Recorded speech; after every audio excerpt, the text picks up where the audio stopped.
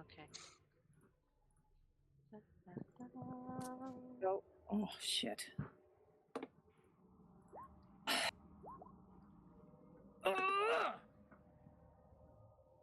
Answer the boss, Danny.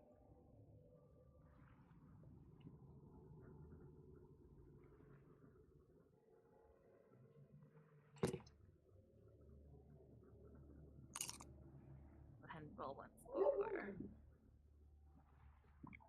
Amanda.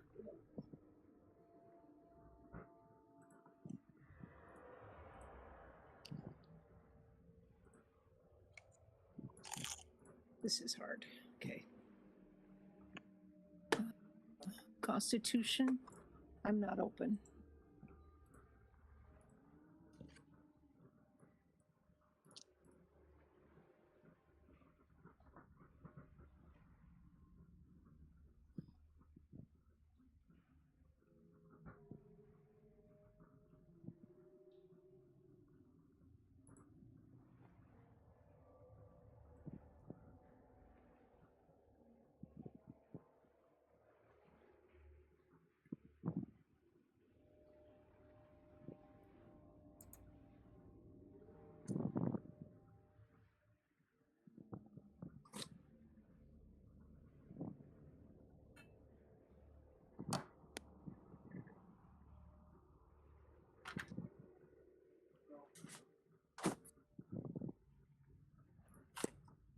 Okay, can you hear me? Yes. Yep. Here's my problem. I can't hear you. My computer doesn't have speakers, so I can't hear you. I can either hear you or I can talk, but I can't do both. Hold on here, we've got tons of speakers around. So I'll tell you what, let me know when you need me to answer something, and then I'll go back to the phone. But I have to log off the phone and log onto the computer, and I can hear you guys, but I can't speak to you. So I have to log off the computer and back onto the phone in order for me to speak. Okay, that's my only workaround right now. Nothing works. I'll log back onto the computer now. Log on some speakers. I don't know how to do that, and I don't want to crawl underneath everything right now. What is I going mean, on? I don't know what those plug into or how they work or anything. And they'll probably just F everything up even further than it is. I mean, these just don't work again. They worked like a half hour ago, now they just don't. What is not working? Yeah. Microphone I doesn't guess work anymore. her This goes into the headset. speaker port, and this goes into a USB. So I gotta log off of this because Discord won't let me be on 2 accounts at the same time. Right, you don't have to log off. You just log into the other one, and it'll automatically kick her. I don't think she can hear you I know. if she was talking about one or the other.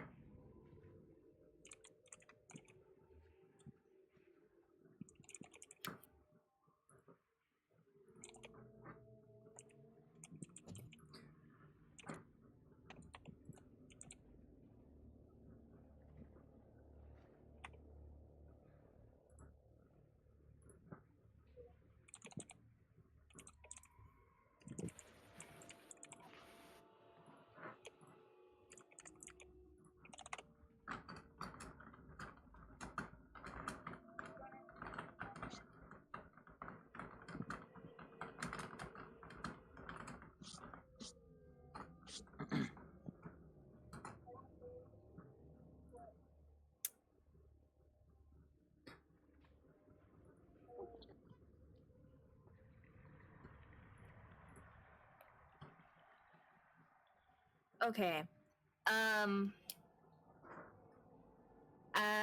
Well, normally, because Bei-leigh rolled a 19, she would go first. But since she's having problems, we'll just have her go last. So then, Geldloth, if you would please describe what your character looks like. So, I am a dragonborn, but of the gym variety. My eyes are mostly black, but with streaks from the outside in, like of purple, of like a bright purple. I guess topaz is the right color. My skin is also like a kind of like that like the Nintendo electric purple-ish color, whatever that's called. With it's not scaly. It's almost like it's just like my skin is just very smooth, almost like it looks like gem, but it moves like a like normal. It's not like a rock or whatever. He's 6'11", so he's pretty tall, but he's also fairly slender. Okay. Anything else you want to add, or Um, mm,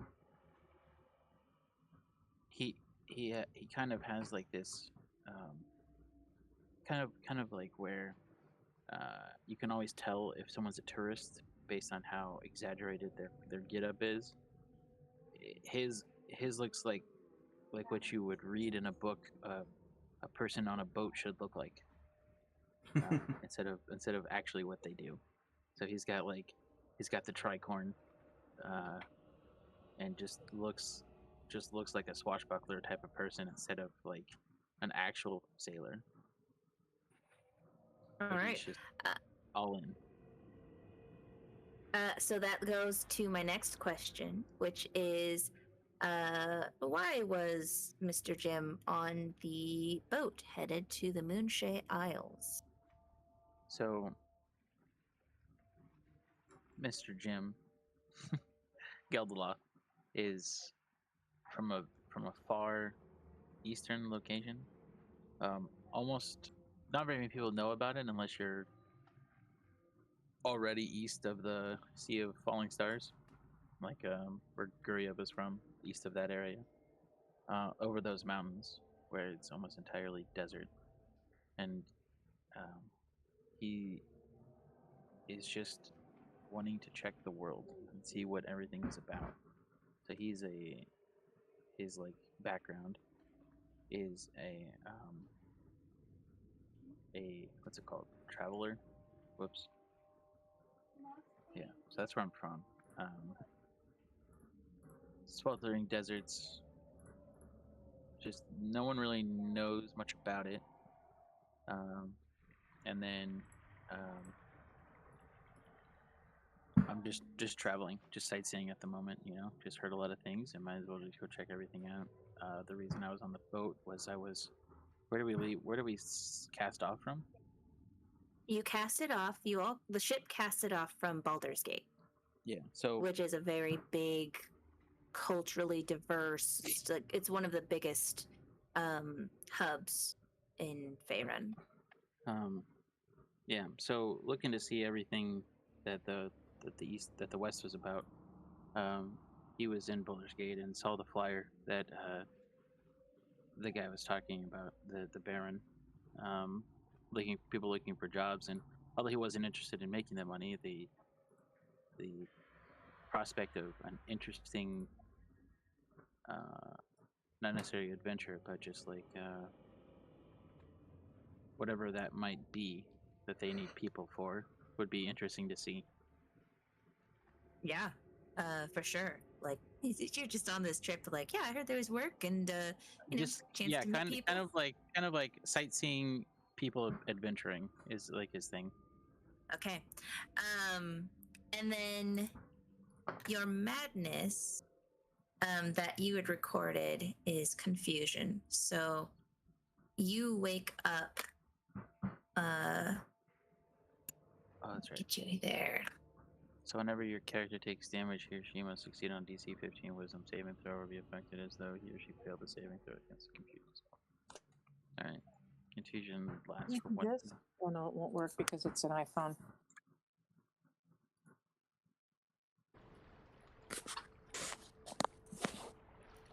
So you wake up on the stormy beach. The rain pelting on your Can't hear face. anybody at all. Okay, can you stop with the commentary? Because I'm trying to describe something here for everyone else.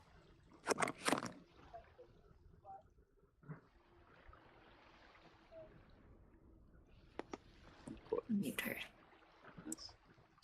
Okay, so you wake up, water brushing against your feet. You're about half in the water, half on the beach. The rain's pelting your face. You feel very cold as you begin to wake up, and you see flashes which you feel an instant confusion and panic towards. A little bit of PTSD happening of what you just remembered that happened, and last you remembered you had been pulled into the waters and you don't know how to swim, even though you had a life vest. And as you start to blink and get your surroundings, you are able to sit up as you look and see the wreckage in front of you. And you see a few people on the beach that are also passed out. And with that, we will go to Shadow. Please describe what your character looks like for everyone. Okay. I am a black cat person. A tabaxi. And I've got blue-black hair. And I got blue eyes, and I am a bard. But I'm not your traditional sing and dance around bard. I went to the school swords, and when I traveled with the troop, I did like mock sword fighting and knife juggling, and what else did I do? Well, just stuff like that. And then so that's what I look like. Did you want to know why I was traveling this way too? Yes. Why are you on this ship? Okay, so I am taking a vacation of sorts by taking a little adventure with what is probably the closest thing to a friend I have. My friend, how do we say her name correctly? Ayre. Who is, I'll let her say what she's doing, but I am joining her on her current, what she's doing. And my idea was that it was going to be an easy adventure, which is why it's sort of like a vacation for me. Not really turning into much of a vacation at the moment. Not really, no. No. I mean, at least you made it to the beaches, right? True. So you wake up with the rain pelting your fur, and as you turn your head, you can feel the sand moving against your body. As you start to sit up, you see the broken pieces of the ship and other stranded ships, heavily damaged in the horizon. And you see the Dragonborn is sitting up and looking at you. You don't know why, but you feel an instant sense of panic and fear towards this person. And you have an instant sense of, I need to fight or flight. And we will leave it off with that. Next is, let's see, Shadow. Next is Ayre. Please describe what your character looks like. So, Ayre has kind of pale teal, kind of like a light teal skin. Her hair is tied back. It's fairly short, but it's tied back. It's got kind of like streaks of dark blue and platinum. And her eyes are kind of like an icy blue color, similar to the platinum portion of her hair. She is a water genasi, and she is here because, well, one, because the ship was her ship, but more importantly, the reason that she has been on the ship is it allows her to travel and search for her younger sister, who she was separated from when they were both very young. And so she doesn't think that her sister would have remembered much. So she is decided to be the one to search for her sister. Okay. And obviously you were on the ship because you were part of the crew. Yep. And here's what happens to you. And she, sorry, can I add one other thing? Oh, sure. Yeah, go ahead. She is, I think Cassie mentioned, Ayre is friends with Shadow and kind of like convinced her to come along. Like, hey, we're going to this place. You can help me search for my sister. You can kind of, you know, get some island beach time in or something. I don't know. Get a Definitely on the well-earned, beach. yeah, get a well-earned vacation in before you become captain of this ship. So you keep seeing Captain Rosalie talking to you, but your vision is hazy and you can't quite hear what she's saying because your ears are ringing. And I want you to roll a perception check for me.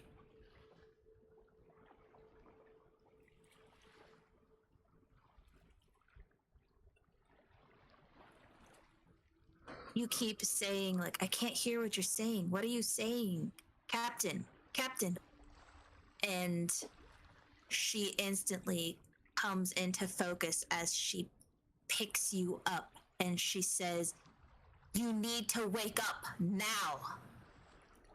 And with that, we will move on to the next person, which will be Xerix. Xerix, please describe what your character looks like.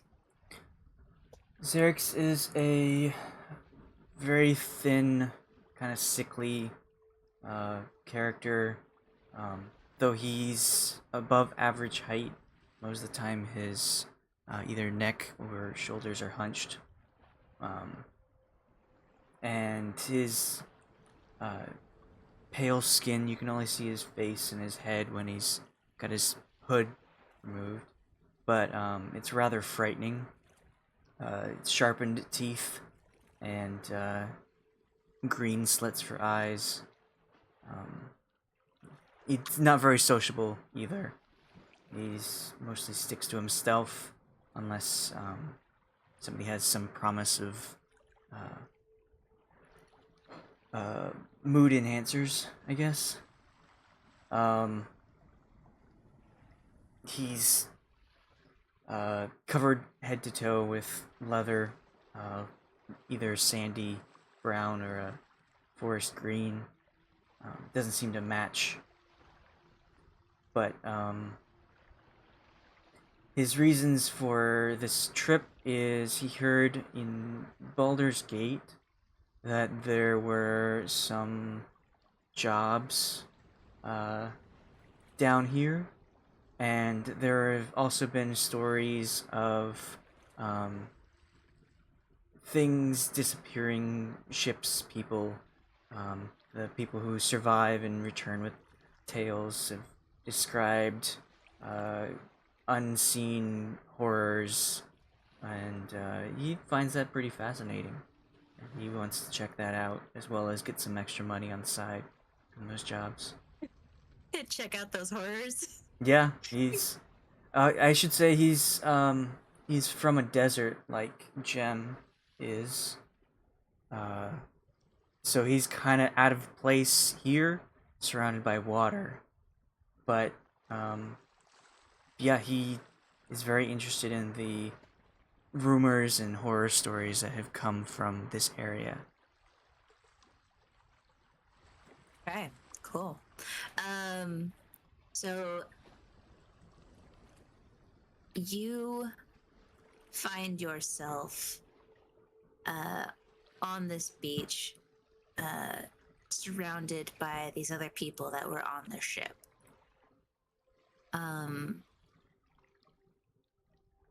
And as you feel just your senses coming back in your memory of what all happened and what you had done, you find yourself wanting to keep checking your pockets and making sure all those things are there. But in doing so, you pull back your coat and you feel something painful, something really sore over your heart. And you don't see any markings on your clothes, but there is, when you press down, there is a pain, a searing pain. And you find yourself wanting to keep touching this pain. It is comforting in a way, even though it is painful. And you see Mr. G getting up and assessing the situation. You see the Tabaxi shadow going to her friend, trying to wake the captain up. And you see Bei-leigh unconscious on the beach. And with that, next is Bei-leigh. Can you hear me? Yes. Okay. Go ahead and describe what your character looks like. She's very short, slight, young looking, almost like a child, but she is 20 because she's half elf. But that's extremely young for half elf, and she behaves just as young as she looks. She's got cute little ponytails, or she did until she went into the water. She had a cute little dress with a short full skirt, and just she was dressed fairly, stylishly for a child. And she's just very big, wide eyes. Seems to be bright and optimistic, but also not exactly. She doesn't appear to be extremely intelligent or wise. Okay. And why were you on the ship? Before I forgot everything? Yes. She was invited to leave her where she grew up. Strongly invited to leave because of some stuff that wasn't her fault at all, that kind of burned down the village. But it's all about intentions, isn't it? Good intentions should count for something. Anyway, but they still asked her to leave. So she did see a notice looking for people with skills, and she thought maybe she could, find a way to make a living elsewhere. So this is her first time, getting out of town, kind of thing. It's her first time on her own. All right. Bei-leigh, you begin to flutter your eyes as you feel the wetness of raindrops dripping down your face. And you get up and you don't remember why you're on this beach. Like, last you remember, you were on a ship, and you remember the one of the crew yelling "Land ho!" I do remember and that was your last memory. Okay. Okay. And Nice you outside, see Nice all beach. these other people who were on the ship, and they are also all on this beach. Maybe y'all guys decided to come sit on the beach? But you notice there's like one crew member who was the second in command on the ship, seems to be on this beach, and she seems to not be moving. What do you all do?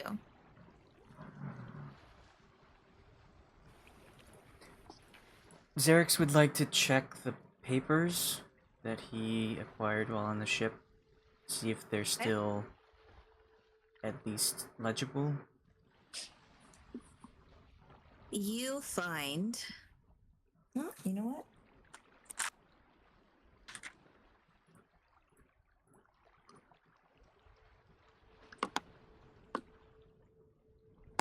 Okay.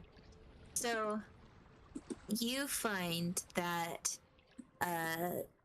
the letter you had taken that had the royal crest of Baldur's Gate on it appears to be good. But the contract that you had signed with what's his face, freaking Attache McLear, you find that the contract is soaking wet and it is illegible. There's no recovering from. There's no readability left on that contract. That was worth 100 gold. You still have your 100 gold. It's a free 100 gold. Yeah. Oh, it's a free 100 gold. And then I will compulsively look through my stuff, make sure everything is there. Okay. Other than the stained document. Can you roll a... I want you to roll a, medicine check for me.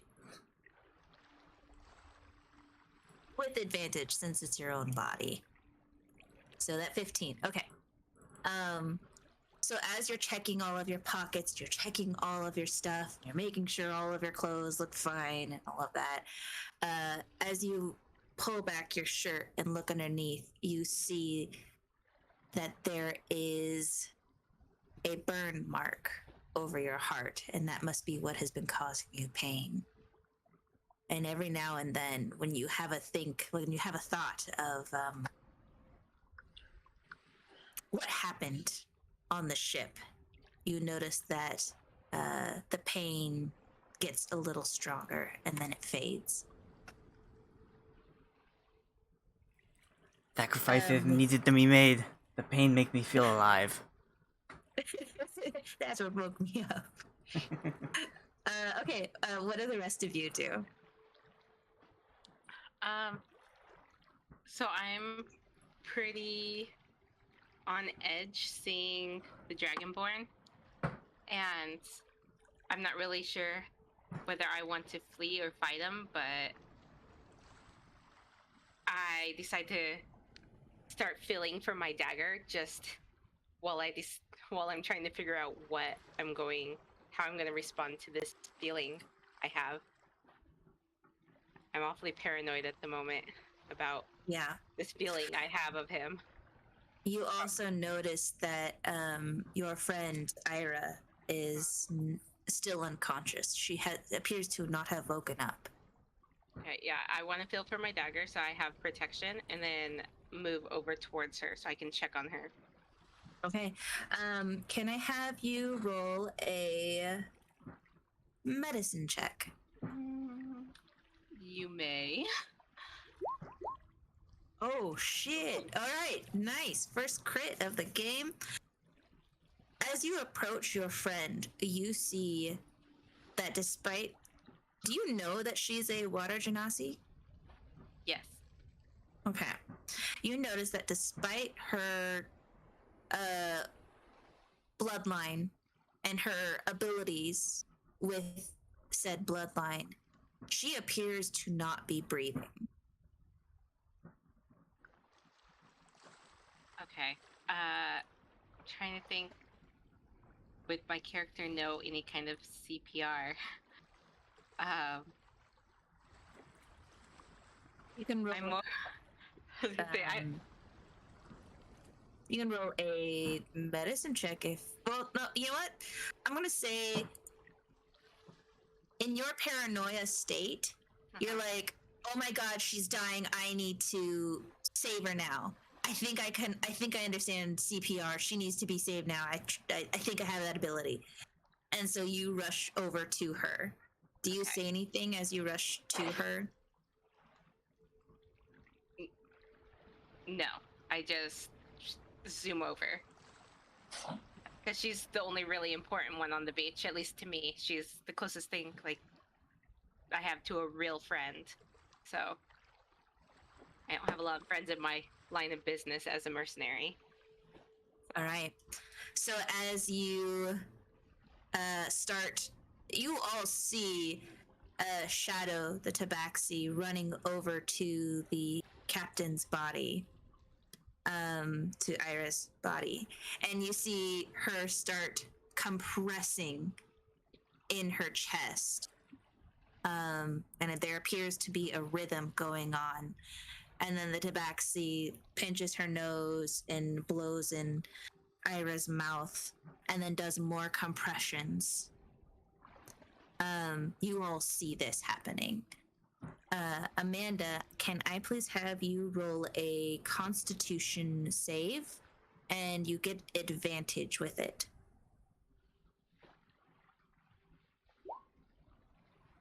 Nice. So this happens for about 2 minutes. And finally, Shadow, you feel Ayre take in a deep breath as she starts to vomit up blood and water. And Ayre, you wake up coughing on water.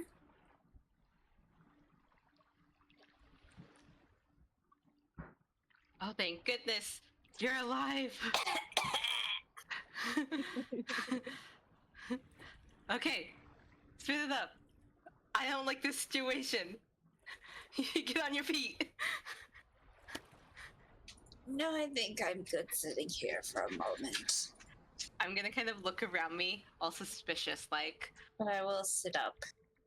Okay. Amanda, Ayre, as you sit up, you look around and you know where you are. You know that you are in Daedalus Bay, which is just outside. It's basically in the port area of Caer Caladir.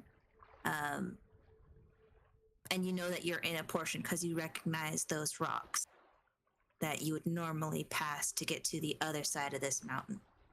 And you know that there is usually a seaside tavern that some of the locals and sailors used to stop by here near this beach. Do I, as I look around, just kind of silently assessing, do I remember everything that happened on the ship? You do, yes. And like when you wake up, you find that you have Captain Rosalie's hat, like clutched in your hand. I put the hat on my head and look around to see if there's anybody that I recognize that I know got off the boat safely, like last I remember. Including, I think there were 1 or 2 sailors that made it off. So I just want to check on everybody that I remember seeing get off the boat. You don't see the sailors. You actually don't see any other bodies, despite how many people died on that ship. You don't see any bodies on this beach except for the passengers that were on the ship. You see the Dragonborn that you had given a life vest to.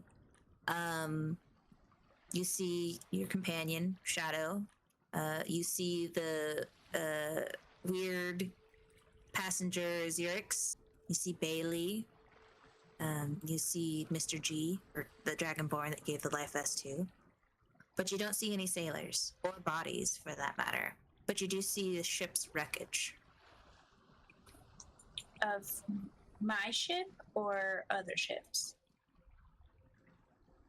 Some of it, you're not sure. You'd have to go and investigate. But you do see just ship wreckage, all different varying times of destruction and decay with them. Some seem to be very old, and some pieces seem to be recent or from a newer ship. But everybody I see appears to be conscious, at least, right? Yes. Okay. I want to check on them all really quick before I investigate the wreckage stuff. Yeah. And just kind of like, I mean, obviously they're conscious, but make sure they're not like bleeding out or something. I don't know. You never know.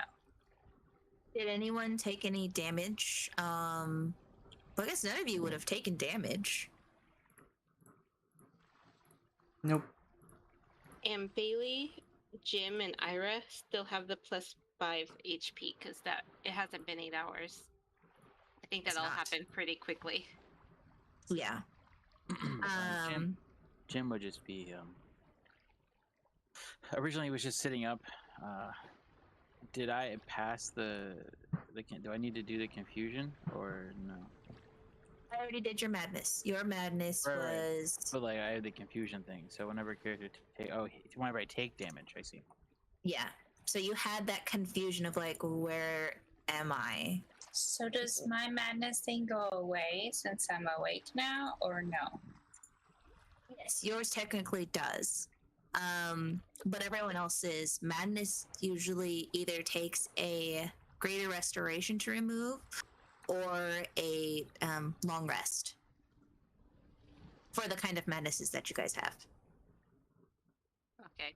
And we probably aren't aware that we have this madness, right? Nope, you just have this weirdly weird behavior as all you notice, but like you don't think anything's weird about that. Like, you're just a fucking weirdo, okay? I'm paranoid and I have every right to be. You know that something happened on that ship. Yeah. And you don't know who to trust. You know you can trust Ayre, and that's it. You don't know who else you can trust amongst these people. But yeah, Jim would just be standing up. Do I have all of my stuff, or like do I have my satchel and my staff and anything else that goes with it? As you check your body, yeah, you can tell that you have everything on you. Did you have your stone activated or no? I did. You did. Okay.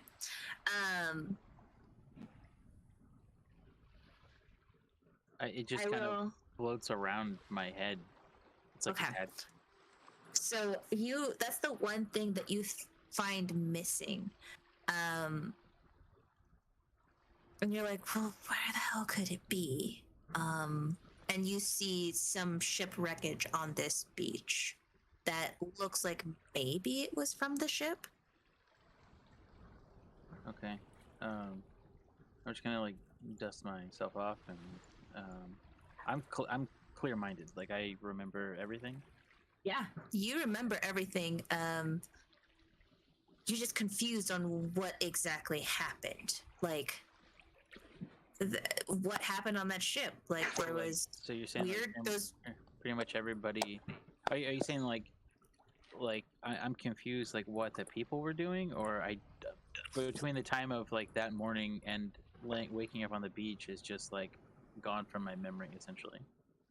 This is really gone from your memory because you still remember that you were in the water and you had a life vest and the captain blew up the ship and then you were pulled underwater and you don't know what pulled you down and you don't remember anything after that except for waking up on this beach. And so that's the sense of confusion of what the fuck is going on. So it's just from by the time from when I hit the water to when I woke up on the beach is just gone or foggy.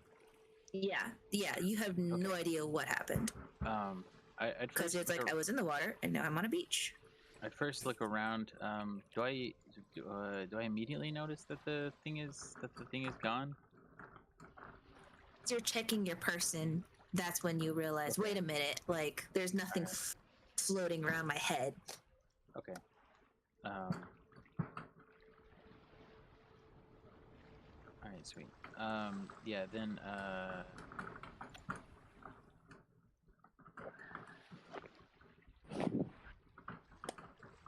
I would try to find that, but I think first before I went off and try to find it, I would make sure that everyone else is okay. I wouldn't like say, "Are you okay?" But I would just see if like there was panic or if they were like looking for something in particular.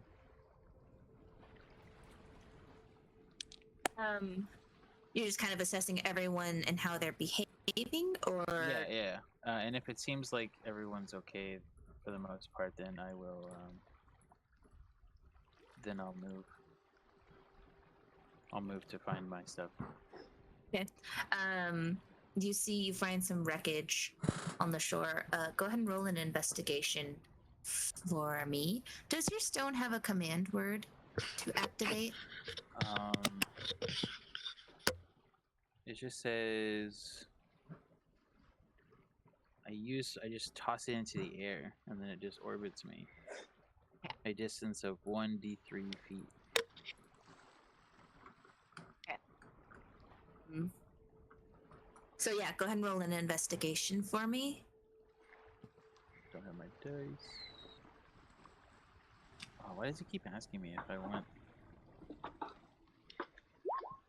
Wow, that's weird. What is going on? What the heck is that? I don't know. Hold on. It's guidance. Oh. Do I have guidance? You do not, no. Okay. Yeah, so it's just a 3 then. Okay. I think, right? Yeah, so you're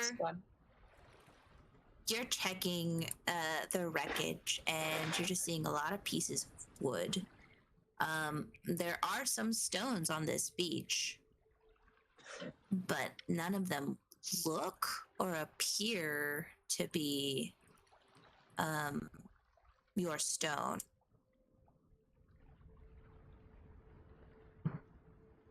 What would you like to do? I would keep looking for it. Okay. Is there any specific thing you want to do? I had it on advantage toggle. Or I had a query advantage.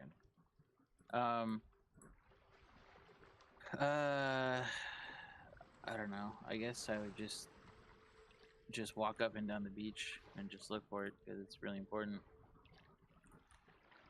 I'm gonna ask you to do something strange. I'm gonna ask you to roll an intelligence roll for me. Just a flat intelligence. All right.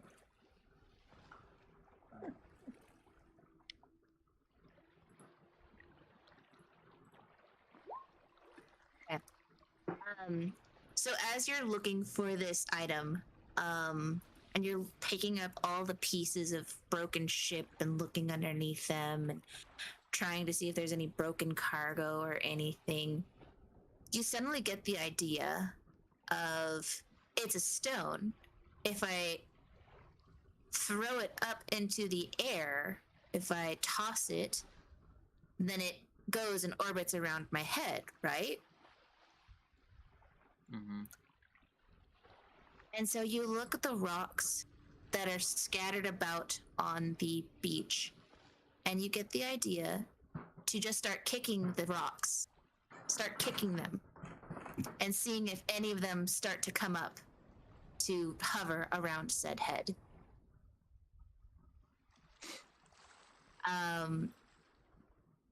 And with this, go ahead and roll another investigation with advantage. Okie dokie.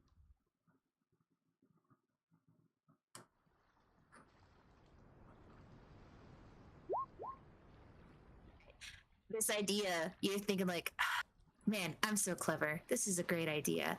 You're kicking all of this sand, this wet sand as it just floop, floop, floop. And you kick one rock and it comes floating up.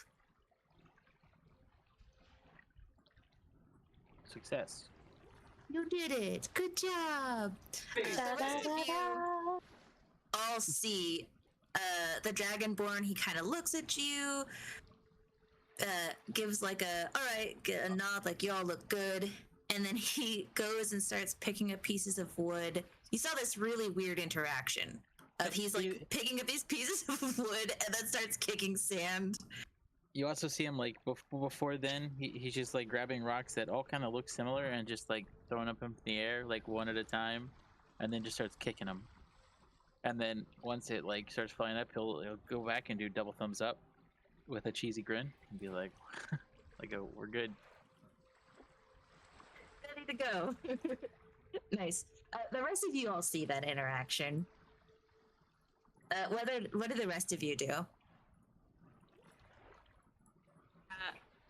I don't trust what he's doing, and I'm still like eyeing him suspiciously. Yeah, that was really weird behavior, right? Right, exactly. He's like kicking rocks. Is he like looking for something? He's totally looking for a weapon. He's So, being suspicious. do I remember seeing him with the stone when he got off the ship? You know what? Roll a history for me.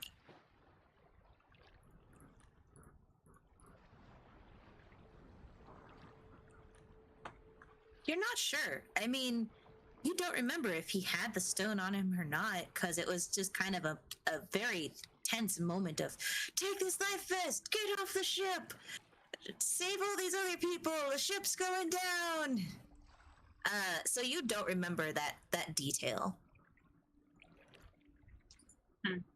Well, since Ayre is just kind of assessing people for first aid emergencies, I guess you could say, and he seems to be okay, she'll just be like, nod at him, okay, cool, and continue assessing everybody else. He might have a concussion and just be behaving very strangely because he's confused. Who's to say? What a fucking weirdo, huh? All right. So Ayre, as you're examining the beach, again, you're not finding any bodies, but you are finding what you recognize as pieces of your ship. It appears that the captain did succeed in blowing it up, because they're singed. Some pieces are just burnt and soggy.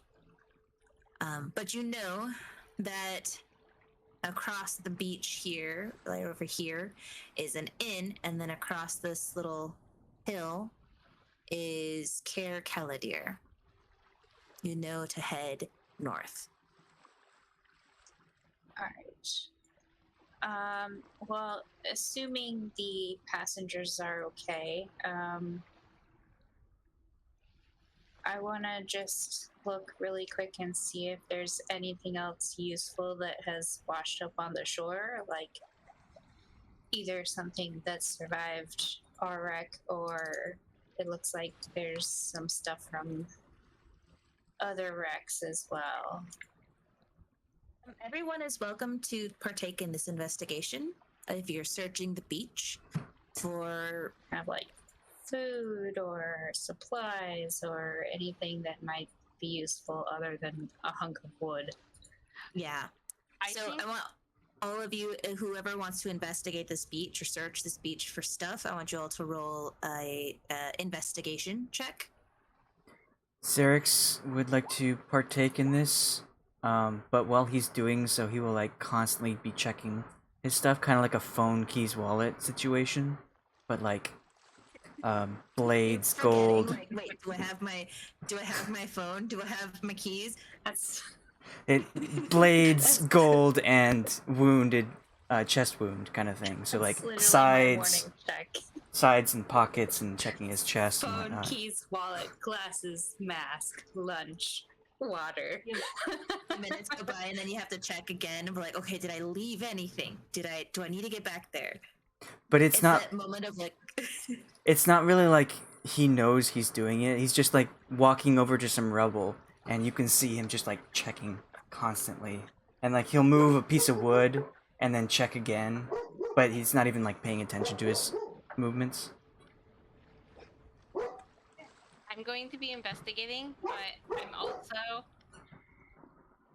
going to, because Ayre was just just a moment ago not breathing. So I'm going to be shadowing her as I investigate. So it's almost like I'm investigating what she's been investigating.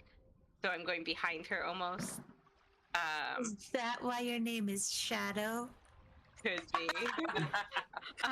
I'm gonna stay close because I'm like, okay, this is the only person I really care about at the moment, and I don't trust anyone else that's here. So this went from being a vacation to being a job really fast. So we'll start with Shadow with your investigation. You are basically shadowing Ayre, and Ayre, you find a bundle of rope that appears to be in really good condition. It's about 50 feet of rope. Great. Who wants some rope? Because I already have 2. I handed the shadow. Your rope break. Good, I signed up with this. You also find a lantern that has oil in it. It just needs to be lit, but it appears to be in good condition. And Shadow, you find what appears to be the glasses of that rich guy who was on the boat. Okay. And you believe they're his because they look like the glasses he was wearing. And as you look at them and read the sides, you see that there is some indented lettering on the side. And they say,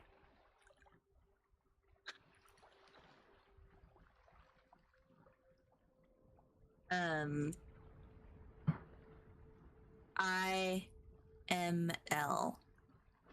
IML? Yes. IML or IML? Like the letters. I am or I am. Is it Spanglish? To the chat.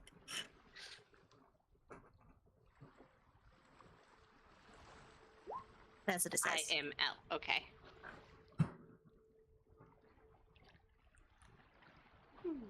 Wonder if they're initials. I think I'll hold on to these. And they appear to be in good condition. Like, you could freaking wear these glasses if you wanted. The prescription isn't too strong, so they don't really affect your vision that much. High fashion. Yes. Let's see here. Xerix, you find pieces of wood, you find some coal, you're finding, just kind of, they're not great. Like, they're all wet and soggy. But if you really needed it, like, it might be useful. Like, you find like some silverware, some forks, and a hairbrush. Can I discern the value of the silverware if it's actual silver? Okay. What do I have you roll for this? What should I have you roll? Have you roll an intelligence?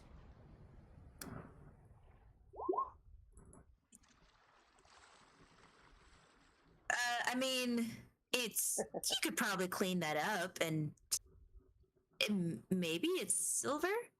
You're not too sure. Like, it looks like if you clean it up, it'll look really nice. Actually, I, after searching everything regularly, would like to get out my item, and I will hold it close to my mouth for a moment and then hold it up to my eye and search again. Okay. So you're using one of its charges? Yes. Okay. What is the command word that you say? Dump it, Papa.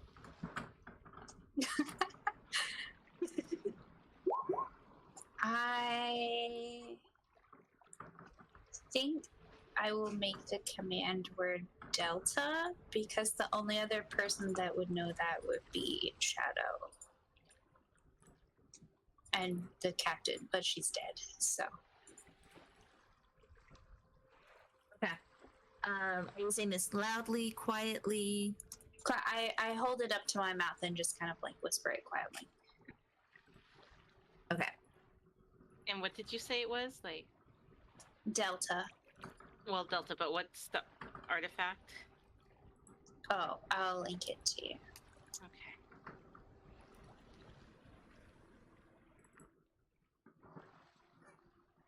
But I don't like tell anybody else about it.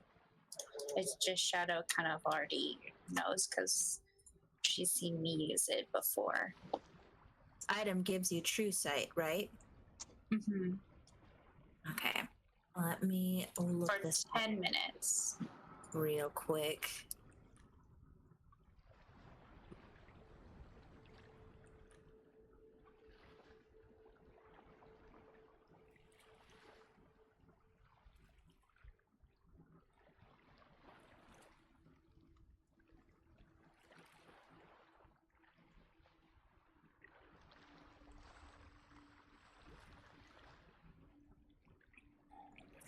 So you look through this gem and you see some things. I'm actually going to have you get into the private time chat real quick so I could describe what you see. Okay.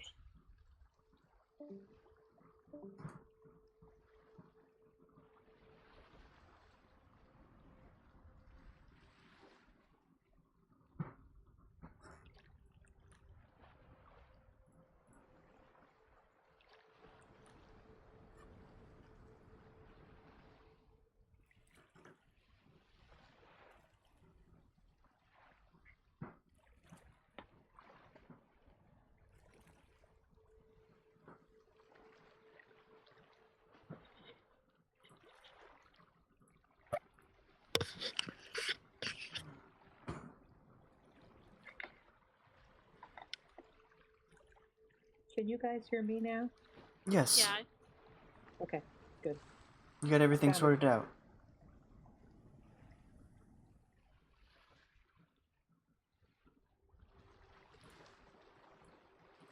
I found a pair of headphones that work with my phone.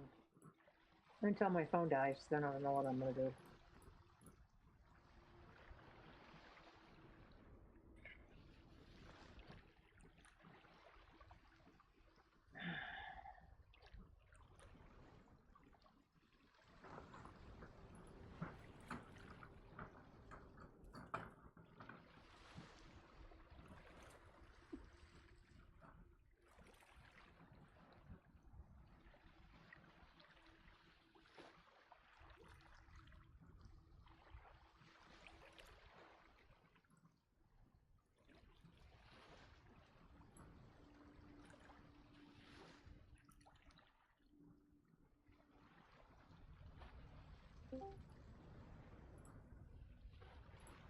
Okay. That was Ayre. Geldloth, you found your stone. Bei-leigh, you're not really finding much. You're finding, like, you know, normal beach stuff. Like, you find some lovely sea glass. Nice and smooth. You find Oh, I love it. pieces of wood that's been turned and smoothed out by the waves. There's like this one that looks like a dragon. It's kind of cute. So that's what everybody's doing here. We're beachcombing. We're here for oysters. We're looking for those gooey ducks, right? Yeah, yeah. You brought the metal detector. Seeing it, yeah. All right. And with that, what else do you all do? Ira finishes looking around through her little piece of glass and whispers curious to herself and puts it back in her pocket.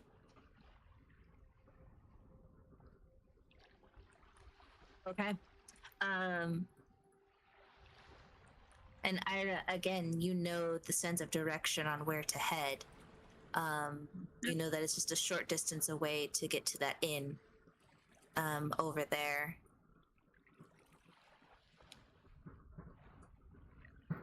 But the rest of you don't know that. So what do the rest of you want to do? Xerix will finally start to feel the cold, like it's finally seeped in, and the rain and whatnot, and he'll start shivering, and he'll pull out his flask and, like, while he's observing everyone else, just like, take a drink from that. Okay.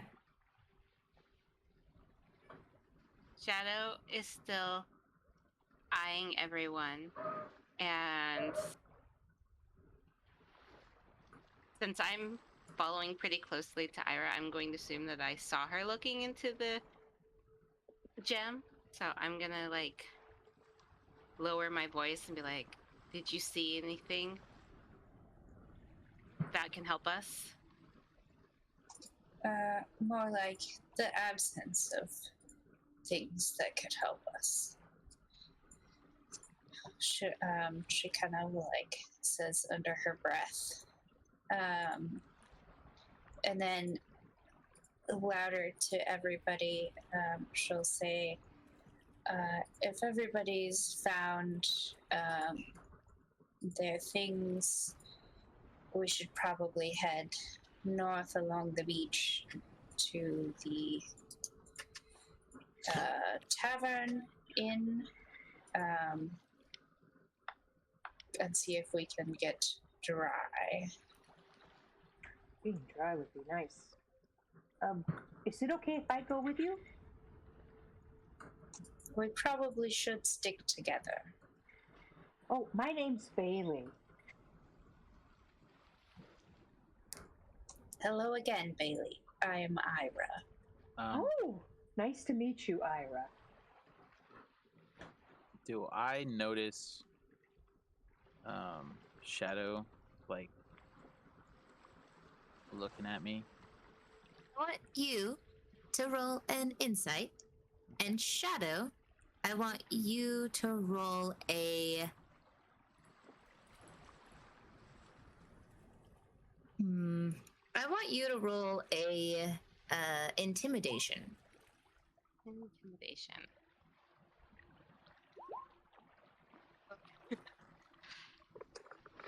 I'm very You're blocked. intimidating, and you notice it. Oh, sorry. Yeah, you can tell that Shadow seems to be very uncomfortable with you. And she's just sticking very close to Ayre, and you get the sense that, like, she's avoiding you. And you guys were bunkmates. Whoa. Shit's awkward, yo. Okay. You know someone, and then you get on land. Yeah. Fucking, what the hell, man? What time of day is it? It is getting to be dark. You know it's about well, it's evening. The sun is setting.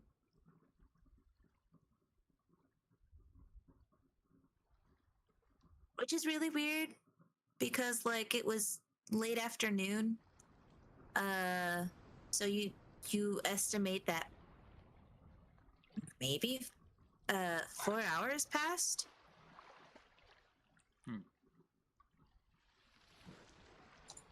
All right. I'm just gonna walk north a little ways and kind of wait and see if they'll join me. Yeah. I'll follow her because I remember that she's the captain. So She's the captain now. Oh, yeah, Look at her. She's the captain. She is best person. Ira, have you been here before? Do you recognize where we are? Yes, there's an inn just north here. At least Was we there- ended up somewhere that you recognize. That is fortunate, yes. So we were on the same boat for how long? A month? Okay. I believe that's Shadow. How forthcoming would you have been with your life to persons on the boat with you? Given my my chosen career as a mercenary, I'm going to assume that I'm not all that trusting. So even though it's been a month, I'm going to say that I didn't get too deep into my past, but that it was like my name, my job title, and maybe a few experiences, like when I traveled with the troop, or a couple of interesting jobs that I did. Okay. Is there anything like that you can think of that would be like that you like telling people? Or like if so if Jim was like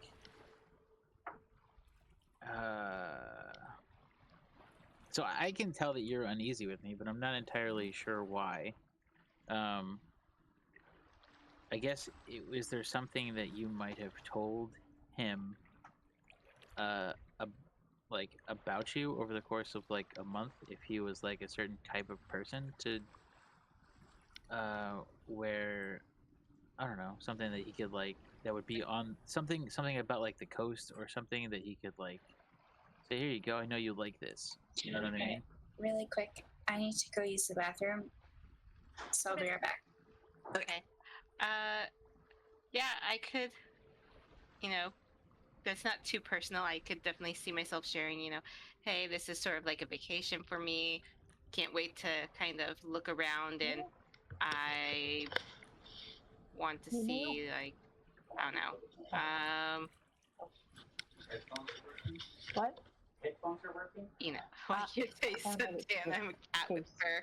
But, When you have the case on the phone, you can't. well, actually, cats like to sunbathe. Yeah, say something like, can't wait to sunbathe and You knew that relax. she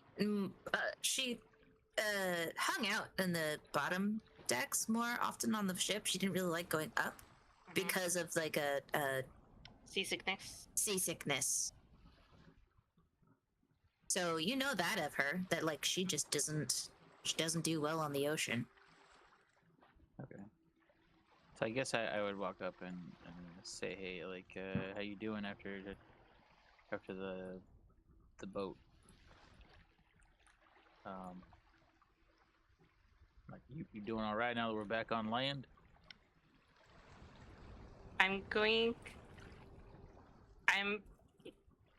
My fur kind of stands on, like how cats get, like my fur kind of stands up, and I don't really know why I'm feeling on edge, but I'm definitely feeling really on edge. I'm gonna say, things could be better. And I'm really tense. Oh, dokie. Doing that thing that like some people might do when they see somebody that they recognize in the grocery store, but they don't want to talk to them. Yeah. And so they're just kind of like, it's clear that like, oh, this is really uncomfortable, and I really don't want to talk to you because it's just it's a very tense situation. She puffs up a little bit. Alrighty. Well, guess I'll leave you alone then. Do you all follow Ayre to where she says the inn is? Yeah, I heard her say we could get dry, and I would like to do that. Yes, I'll keep my distance, but follow. Okay. You all begin to follow Ayre, and she, even though this seems like, an unkept beach that's full of debris and garbage and such, she walks a little more inland and she discovers a trail. And you all get on this trail. And you're walking for a few minutes when you suddenly arrive here. And the rain's starting to pour down a little more heavy. You can start to hear thunder booming up ahead as you see the glow, the warmth from this inn. And Ayre, you know that the innkeeper, the owner of the inn, is Klaus, who's normally really joyful. He's a joyful person. He's always been welcoming to sailors. She might not be on right now. Okay. Amanda, she went to the bathroom again. Yeah. So you all see this inn. You see that there's a gentleman, the horse, carrying a bag. Just a few people that appear to be here on the premises. You also see off in the distance on the cliffside what appears to be a bigger town, bigger city almost. And Ayre points towards that area and says, that's Caer Caladir. That's the port that we should have docked at. But we should rest here and travel there tomorrow. Yep. You all... Guess we need to talk to Klaus then. See if he has rooms for us. Okay. For me, I think he will. At the very least, you could try to negotiate something for us. Yes. Can I tell if she's like the same around everyone else, just odd to me, like off? Go ahead. Well, let's see. Let's use your previous insight. So, as you guys have been traveling and walking this short distance, it was like maybe a 15-minute walk. You're like, yeah, freaking. It seems to just be you. You see her kind of interact with Xerix, with Bei-leigh. with Ayre, obviously. Would But, it, would it, like- so Cassie, would it be like shifty glances, or is it like you're going out of your way to like completely avoid me, like in a physical sense, like moving like on the other side of people, or like I don't see me being like the flight kind of person. I just see me being on edge in my paranoia. So I'm gonna say Just kind of like shifty eye. side-eyeing you occasionally. Constantly wanting to keep you in my sights, so constantly like side-eyeing you. If you get too far behind, then I'm gonna fall back just a little bit so I can keep you in my peripherals. okay. I'm shifty-eyed, I tell ya, shifty-eyed. Althea, do you think I ever catch? How Do you think I ever catch her making one of these shifty-eyed glances at me? go ahead and roll a perception for me. How long did it take And- us to get here? 15 minutes. It was like a 15-minute walk. Okay. So you definitely know this. How do you So respond? yeah, you notice her having those shifty shifts. It'll be just kind of like one of those like, he's just sitting there, and then like he'll see it, and probably like the third time, he'll just go, "What? What is it? Do I got like something on me or something? Like, what's the matter? Why you being all funky?" I'm not being weird. I'm not. You keep you keep looking at me like I'm trying to kill you or something. It's just I didn't do anything. I don't know that you didn't do nothing. You literally slept next to me for 30 days almost, and you were fine then. Now all of a sudden you're acting weird. Are you okay? What's going on? I am fine. Are you fine? Are you okay? I think so. I mean, am I acting weird to anyone else? Do I seem off? I don't know. Something about you. It's just putting me on edge. Just and I'm just gonna make a grandiose gesture of like me just making circles around my whole body. Like, you mean all of this, or like something in particular? Like, is it my face, or just me? I can't put my finger on it quite yet. I'll let you know. All right. Well, And I kind of finger my dagger. Like, I'll let you know. that'll be entirely unnecessary. Wow, way To to the- confront her. To the DM, did we pay for passage to the city? I'm guessing we did. Did you pay for passage? Yeah, to get to Care. I mean, some of you might have. Others got a free pass. I don't know. Did you want to sneak on the boat? Well, if I had spent a month there and I had been openly just walking around up on the deck, then probably not sneak on. But I'm just wondering, like, did we accept a job to get to here, or are we paying the captain to grant us passage to this area?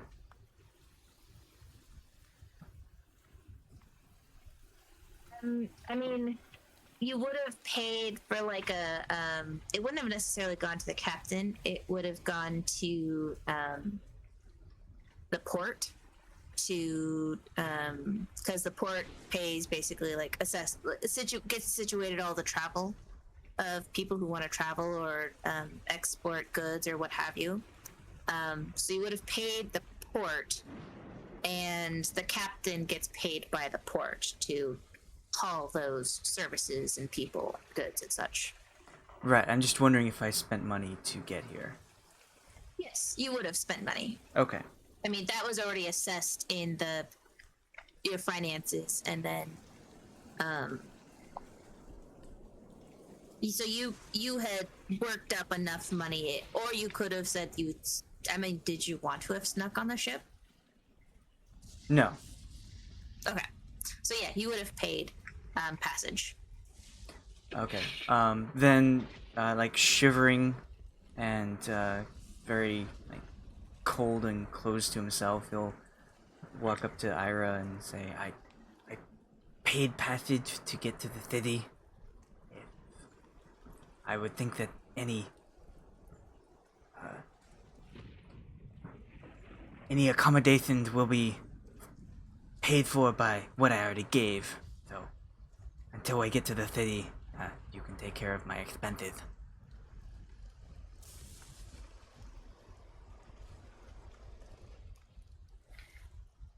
To Ayre.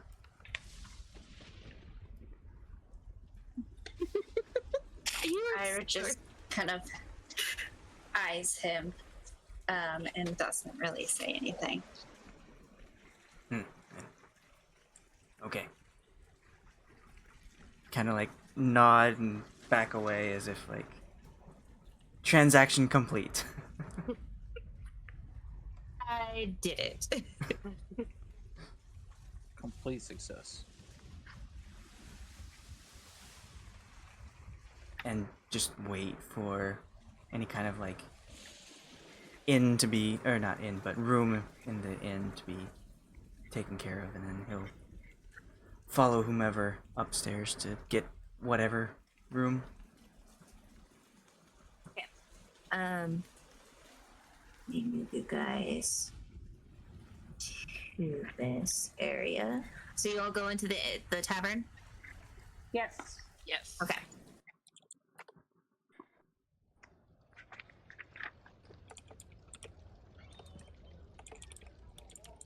So you all walk into this tavern and immediately feel the warmth seeping into your cold, wet, shivering bodies.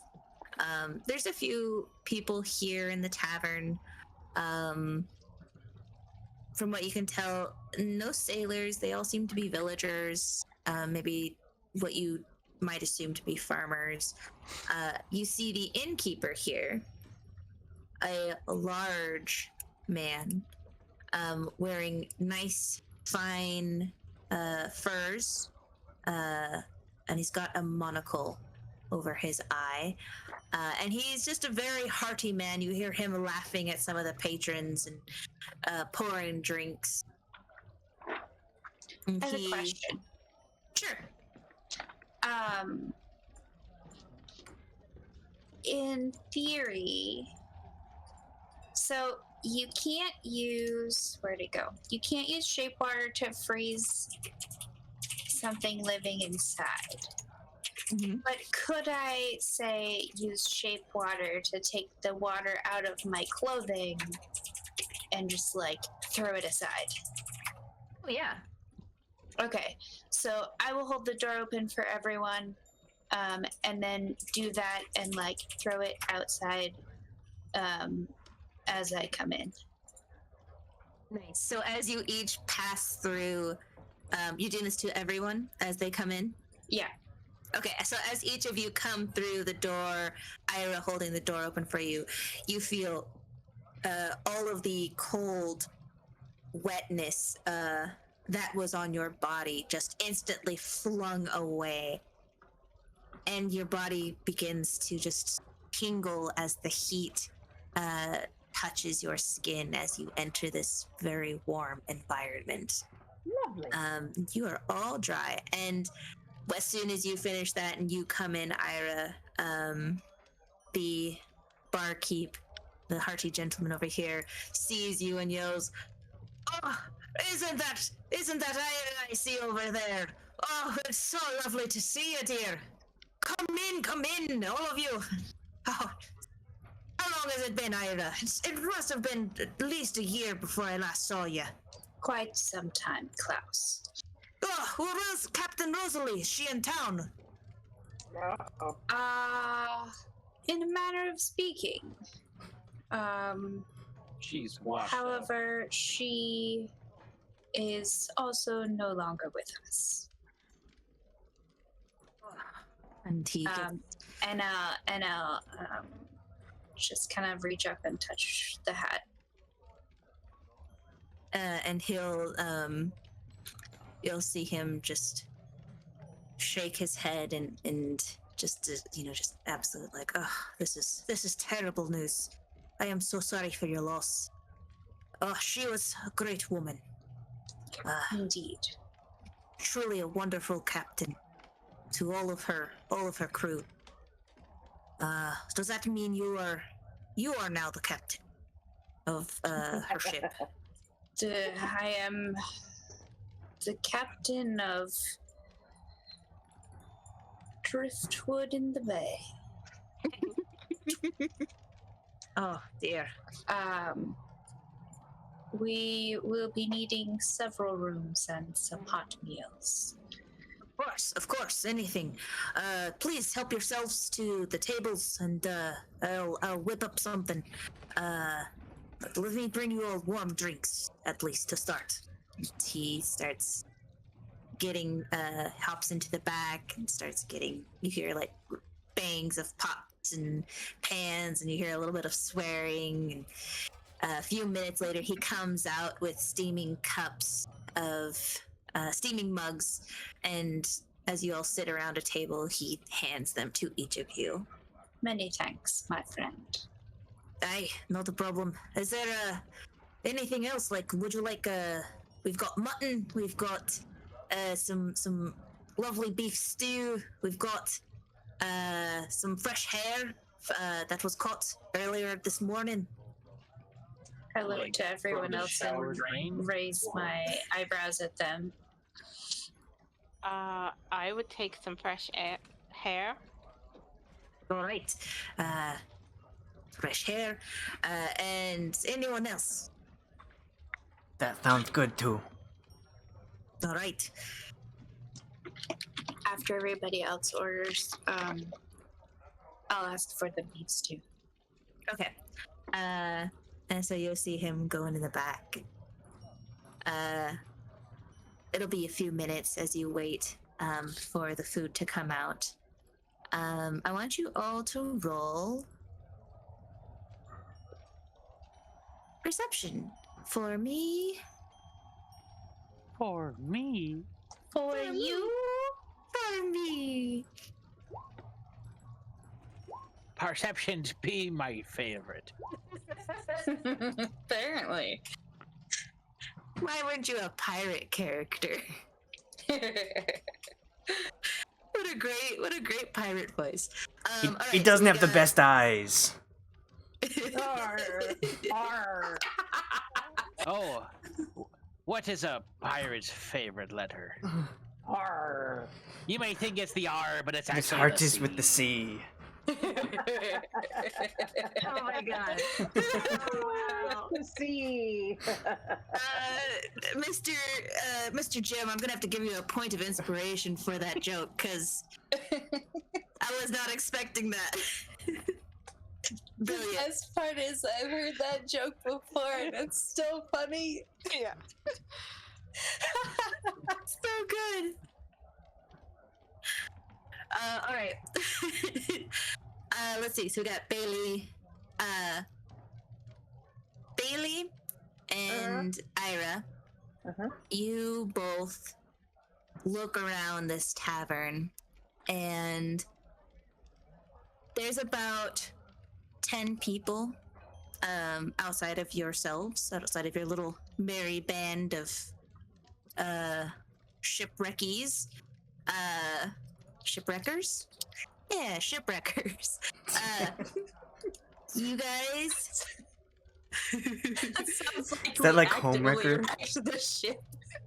I mean, you were attempting to move barrels to blow up the ship. I mean, I don't remember any of that. All I know is I met these people Well, down on the beach. Our name is now the Scuttlers. The Scuttlers. Captain of Driftwood, crew of Self. Crew of the Drowned. Crew of the Drowned. That is what we be called from now on. We are the crew of the Downed and the Drowned. The damned and the drowned. So you two see these patrons, and most of them appear to be just like farmers. But you see two gentlemen that they don't look like farmers. They look strange. You see that they're wearing what appears to be the garb of priests. but the symbols are wrong. And they appear to just be talking. They're sitting at their own little table. But it's just very unusual to see, because you recognize that the priest garbs appear to be that of Talos, god of storms. But Talos's symbol is flipped upside down. Uh-oh. Flip turned upside down.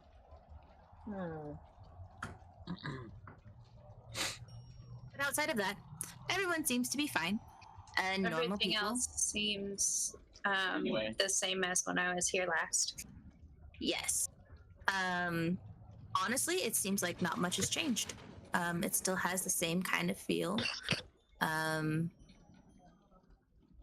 Normally this tavern would be full of sailors, though, which you,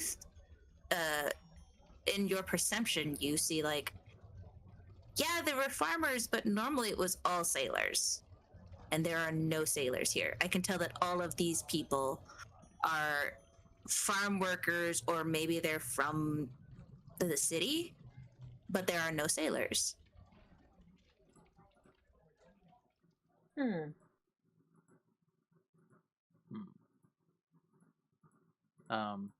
And who noticed this? Just we all just kind of noticed it. This would be Bei-leigh. You notice the priests, and Ayre, you also notice the priests. But Ayre, you notice the lack of sailors. Okay. Like there are no sailors. The rest of you are just kind of like, this is a really nice tavern. Well, I guess And it's so nice and clean. It's very fitting because I wouldn't know what a normal tavern should be looking like.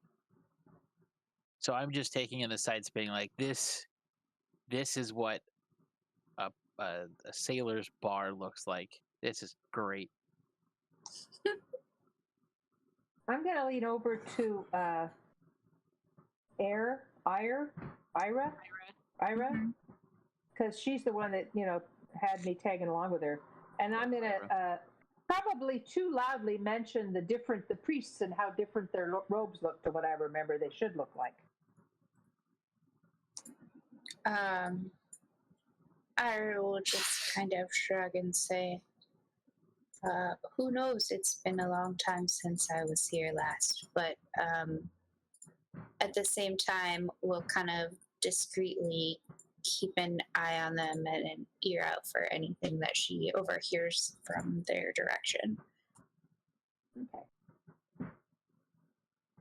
Since it seems to be like the one weird thing aside from the missing sailors, but there's nothing you can observe there. So yeah, I wouldn't notice the missing sailors.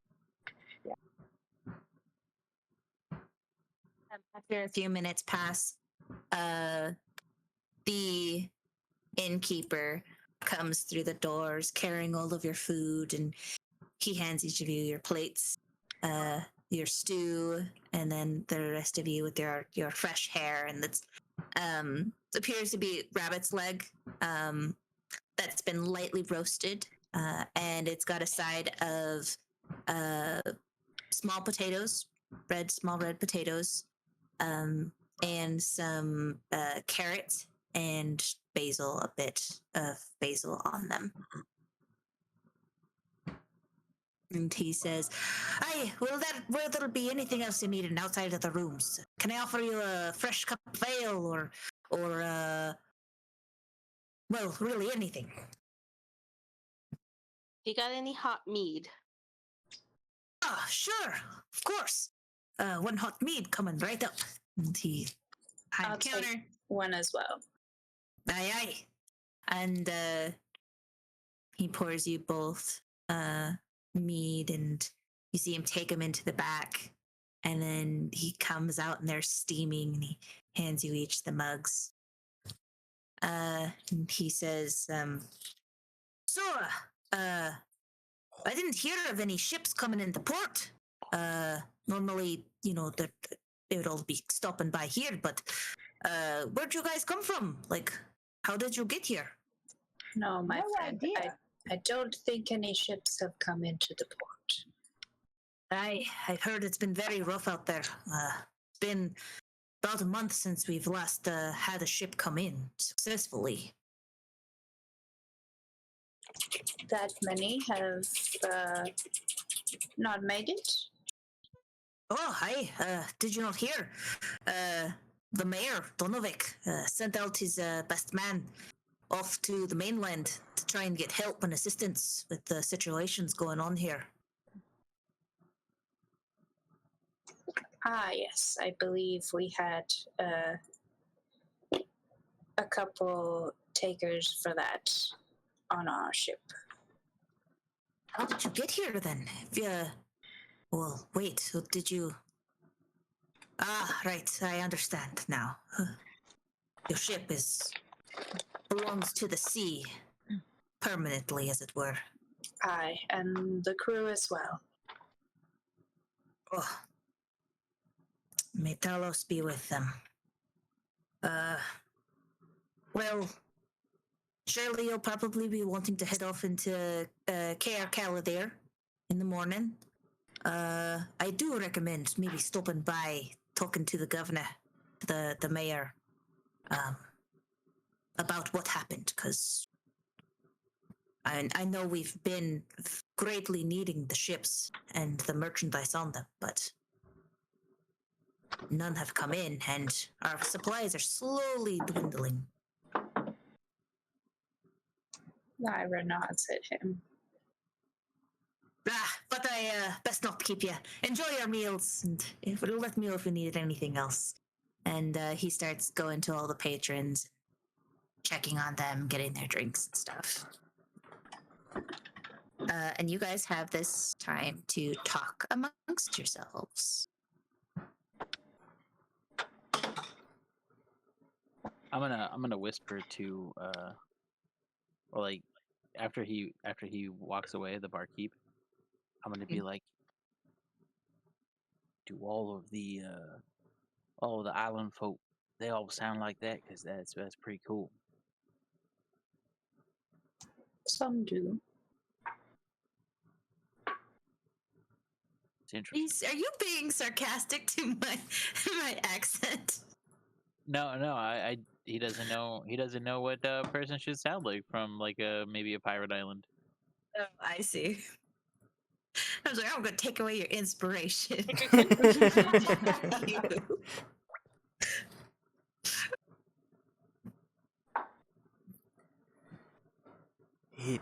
It didn't seem too upset about hearing about a ship going down. Is that common down here? It seems like most ships headed this direction have gone down as well recently. I understand him not being surprised, but I find it a bit surprising that he's not more concerned. I mean, what you think what should he be concerned about? Well, if no ships come in, then, like you said, they're going to run out of stuff and things are going to get really difficult here on the islands. Right. But also, if no ships come in, that means no one can leave. So they're stuck coming to his place. But he will Maybe. eventually run out. Maybe he's orchestrating it. I don't know. Maybe he's got some kind of secret cellar or something. You never know. It is interesting that they Some don't really secret care. stash. Yep. Maybe. You never know these types of things, you know. But I don't really know how you guys, how you all do this. So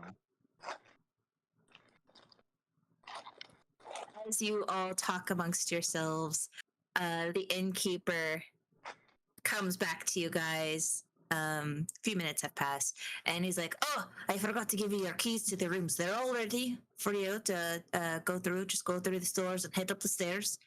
I figured prepping 2 rooms for you, one for the lasses and one for the lords.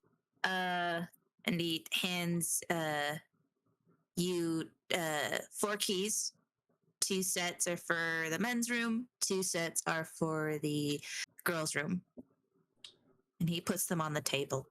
And he's like, there's fresh linens up there, and the pillows have been fluffed. And if you need bath straw, let me know, and I'll go and set that up for you. And then he goes back to doing his innkeeper stuff. Do you, by chance, have like a large quantity of like fine sand that might be able to borrow or use? What? Like beach sand? I'm sure you could probably find some on the beach. Because the beach sand is really coarse, and it doesn't really feel very good in the crevices. But I just need something, because I don't normally bathe. I just take like some like kind of like a dirt bath, but I prefer sand, like fine sand. Ayre kind of raises her eyebrows at him. I'm afraid I don't really have anything like that. Most people don't. I But I could just get some wondering. dirt. I could ask one of the farmers No. for maybe some soil, some fresh soil. No, that's fine. Don't worry about it. It's just asking. It's a long shot, you know. I'm terribly sorry. Excuse me, sir? If there's... Yes. Uh, Oh, you're strange. Yes, what is it? Well, you seem to know much about the ships that don't come in and do come in. Have you heard of any reasons why? Well, that is the strangest thing, right? Is that normally the sailors would always come here, but as the ships stopped coming, so did the sailors. I go in every now and then into town to see what's going on, but seems like nobody really knows. We just find pieces of ships on the beach. So you're saying we're the only survivors of these accidents? Yes, now that you put that, yes. Yes, you are. What happened to your ship exactly? Storm brews, but we're trying to figure out what was keeping us back. If you know of any information. Well, I just know that we've been having very unusual weather lately. Heavy storms, lots of rain. Not usual. I mean, usual in the island sense, but very unusual since it's not like monsoon season. So you only know of weather irregularities? Well, I don't go much into town, but he leans in to your group. He's like, they're saying that people have been going missing. There's some sort of disease spreading, but nobody knows when you have the symptoms. You just wake up and the person's gone. Disease, that's not very exciting. Do the priests react at all as we're having our conversation?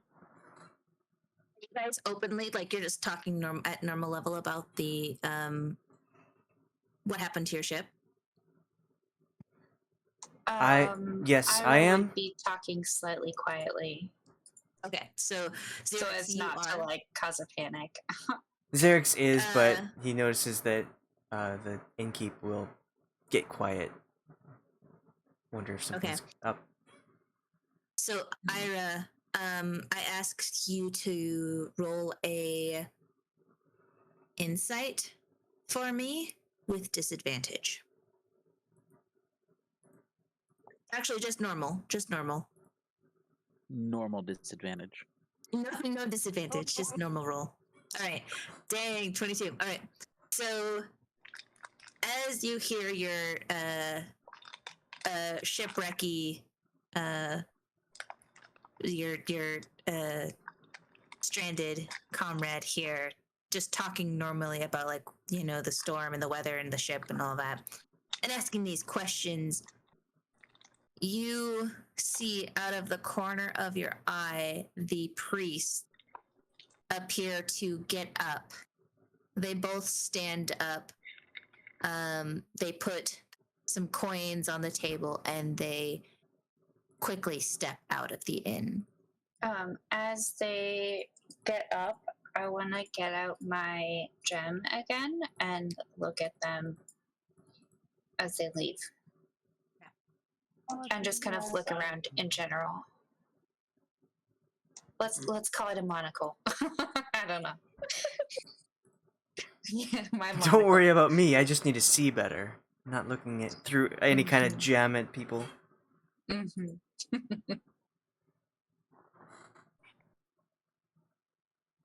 Jiminy Cricket.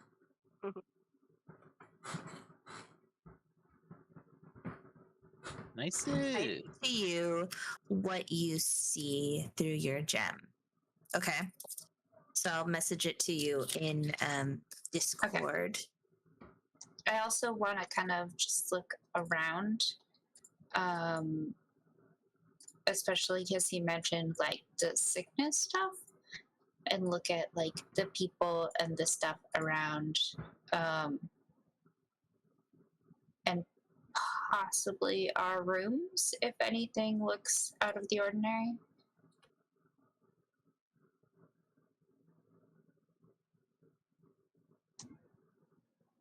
So basically, like, if I see anything, well, let me read this really quick.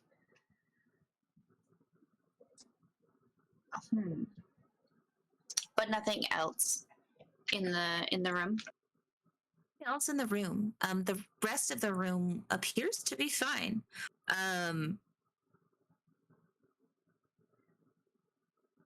Yeah, that is what you see. I'll after they've gone out, I'll kind of excuse myself to take my stuff up to the room. Okay. And look at both rooms and kind of like, if there's a window, look out it and see if I can see the priests and which direction they're headed. So are you taking both? So you're taking both keys. You're taking 2 keys. You all see Ayre excuse herself, and she takes 2 keys, 2 sets of keys, up with her. And you go into the room, and the rooms look really nice. They look really nice and cozy. The beds are all nicely made. The room is very clean, like much cleaner than the last time you've been here. And you look out the window, and you can kind of tell that it's the priest walking down a path headed towards Caer Caladir. But they just look like shadows to you as the rain is hitting the window. And you continue to see that glow. And it's very strange to you because the farther they go, the stronger that red glow appears.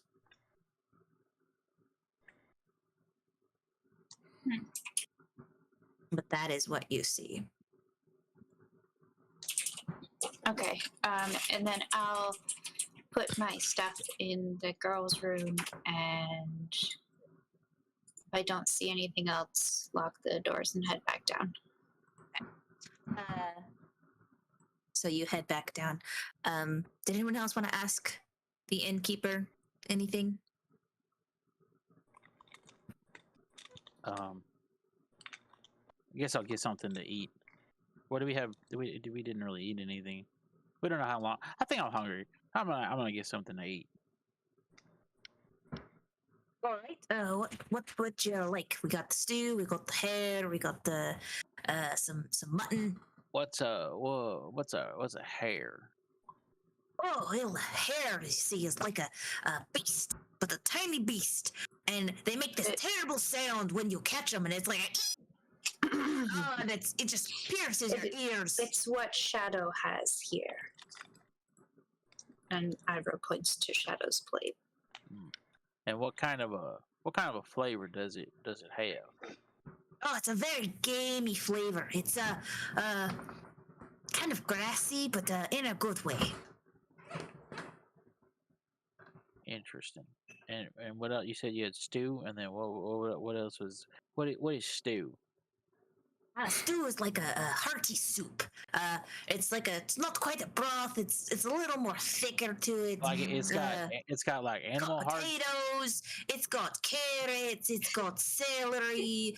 Ayre scoops up a spoonful and slurps loudly.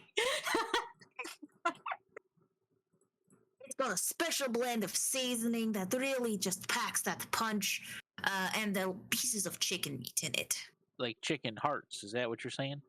No, not hearts. No, like a chicken breast. I didn't know chickens had tits. Oh, hi. And what fine tits they taste like. Interesting. And I'm gonna look over at her and ask, is it? What do you think? Is it good? Should I try it? It is the best. The best. Okay. I guess I'll have that. And then, Stormy nights like this, nothing is better than a nice pot of warm, hot stew. okay. Well, I guess we'll try one of those. Aye, and he'll hop off back. And then, do you And, have any fine mineral water? And he, as you say this, he starts to turn around to head back to the kitchen to get your stew, and then he turns around and is like, I got well water. Might be minerals in it. Nobody's really checked the well recently, so. Okay. Well, I guess that'll be fine. I'll have some of that then too. Right, coming right up, sir.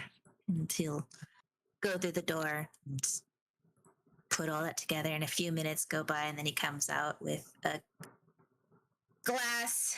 It's like a beer glass, but it's full of clear liquid. And there's like a faint yellowness to it. And here's your water, and he hands you this bowl of steaming stew with chunks of white things and some orange things and green things floating in it.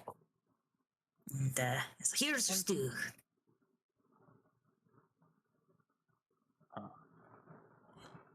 Will that be everything for y'all? Do you happen to see any kind of large figures out in the sea from this position? Hey, we get the whales sometimes that come into the bay, into Daedalus Bay. Now, what is a whale? Any recently? Any whales recently? Now that I think of it, I think the last one I saw was probably 3 months ago. So you haven't seen any kind of creature or any large structure? You haven't seen any ships come in, or any creatures. It's just been like a void of nothingness coming from the sea. Well, I mean, outside of that and the storms, there's been lots of storms. But I usually spend most of my time here in the inn, just keeping in tip-top shape and waiting for the next sailors to come by. Sounds How like you've long been has waiting it a been? while. I have. Yeah. You don't hear any Business talk has of not been great. don't hear any talk of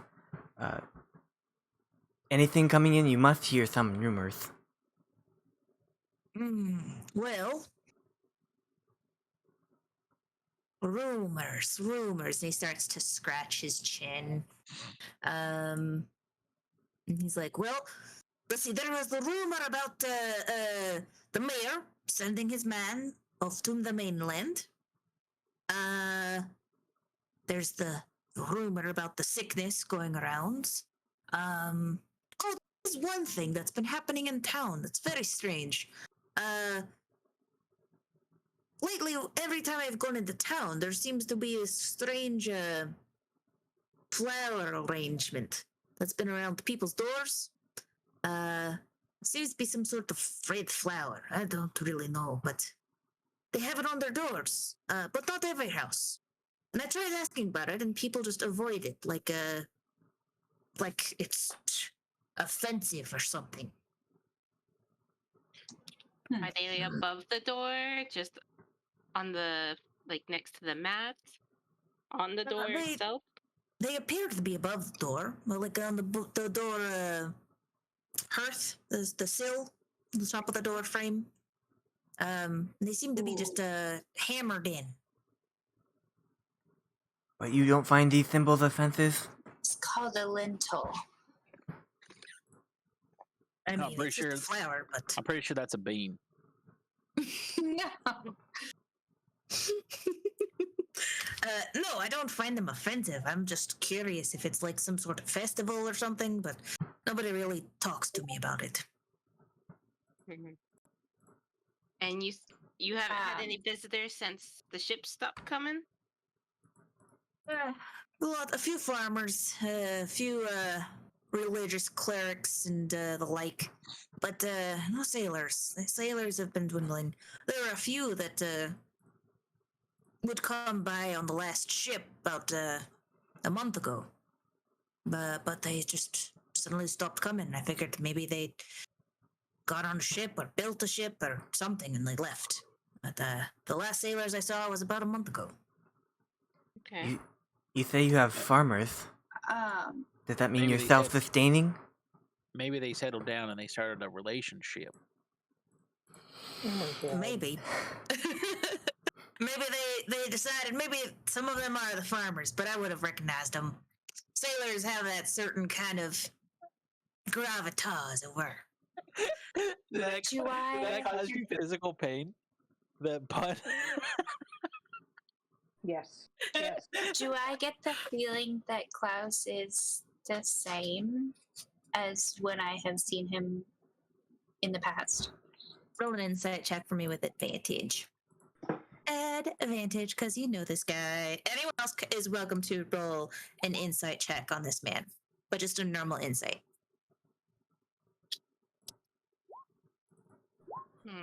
Sure, since we're questioning him, might as well do an insight. Don't insight much.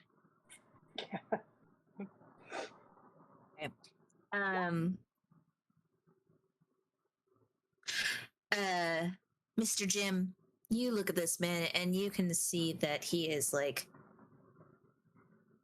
he seems to be overly friendly, like a person, like a business owner who is like grateful for any clientele to come in. You get the sense that he is just like exuding extreme hospitality in the hopes that like you guys will spend Desperation. money. Yeah, desperate merchant trying to make sure you guys are happy with everything that you have and have everything that you need. Bei-leigh, this guy seems nice. He seems cool. Same to you, Shadow. Like he seems like a really nice man. Seems like he's very cheerful. Like, you know, he's being very positive. All good. Ayre and Xerix, you both look at this innkeeper. Ayre, you look at Klaus, and you can see past this facade of like, oh, the client is always right, and whatever you need, I will be happy to. You can see past that he is a depressed individual. You can see that his hands are worn from working and cleaning everything, just trying to keep busy. And you both get the sense that he is a man who is not broken, but he is saddened by what has been occurring the last few months with the lack of sailors, the lack of patrons, the lack of ships coming in with fresh goods and fresh material and meads, alcohol, and all of that. You can see that he is getting tired. He is exhausted.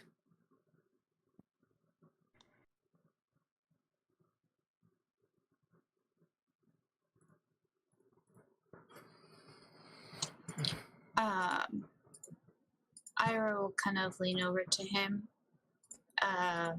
and whisper,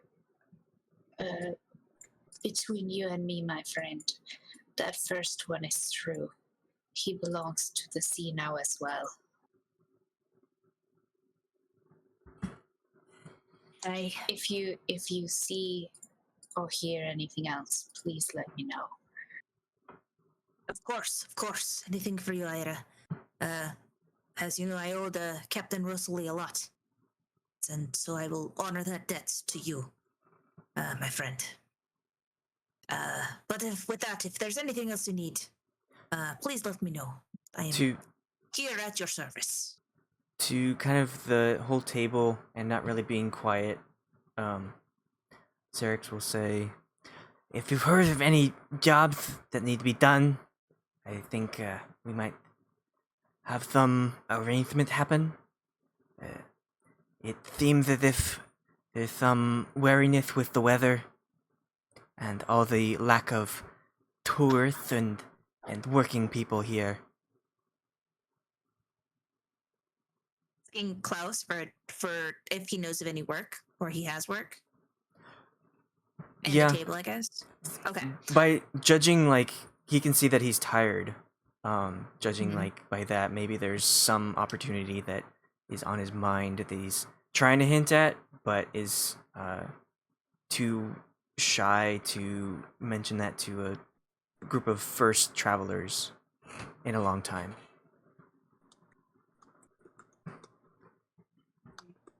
And he's going to look at you and he says, well, I myself don't have a lot of work to offer, but being as what the times are right now, but I know that there was a big job paying in the Care Caladir. Something about there's a few missing people jobs, there was a few investigations going on, and there was something to do with the port, like they're cleaning out the port, or I'm not too sure about that one. That one's kind of strange, but Xerix could get his 100 gold a second time. wow. Contracts destroyed. They have no proof, and the guy's dead. As far as you know. Nobody knows I have this 100 gold, though. It's just my 100 gold. And I'm not spending it at this shitty inn. To this sad individual. Yeah, so he tells you about the few missing persons jobs, and then reiterates the mayor jobs. Like, I know there was a few mercenaries that were needed in the forest. Something about the beasts riling up again. There's been actually a few abandoned houses in Care Caladir. I know that the mayor was wanting one of them. I guess it was of a very important individual who worked on the port manager. His house appears to be abandoned and he himself disappeared. And the mayor was wanting that investigated, but it's best if you go and talk to the mayor in Care Caladir tomorrow.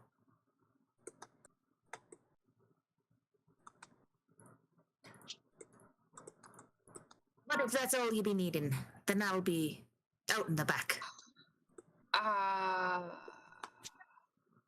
Klaus. Hey. If you'll have someone bring up the bathtub, I can take care of the water myself. Aye, all right, Les. And I'll have that ready for you. And he'll go in the back and start prepping that up. And a few minutes go by. About half an hour goes by. You all have finished your food. And you see that most of the patrons, all of the farmers have left, and it appears that you guys are the only people in this inn at this time. Then Klaus comes back out and he says, like, Miss Ayre, your bath is ready. Just need to assuming you've got the water situated, but it's up there and it's ready to go. Thank you, Klaus. No problem. And then he goes back into the back. And with that, if there's anything else you guys want to discuss, otherwise you can head up to your rooms. There's nobody else here. Nope.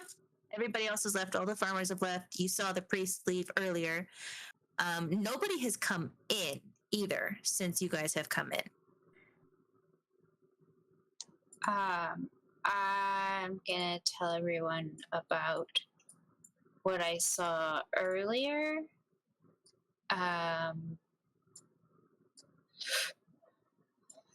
If you want to repeat the part from the beach, because I don't entirely remember aside from like the blackness. So, Ayre, as the room's cleared and Klaus has come down and said about the bath, you guys have finished your meals. Klaus has come and picked up the plates and all that. You're all getting ready, feeling a little tired.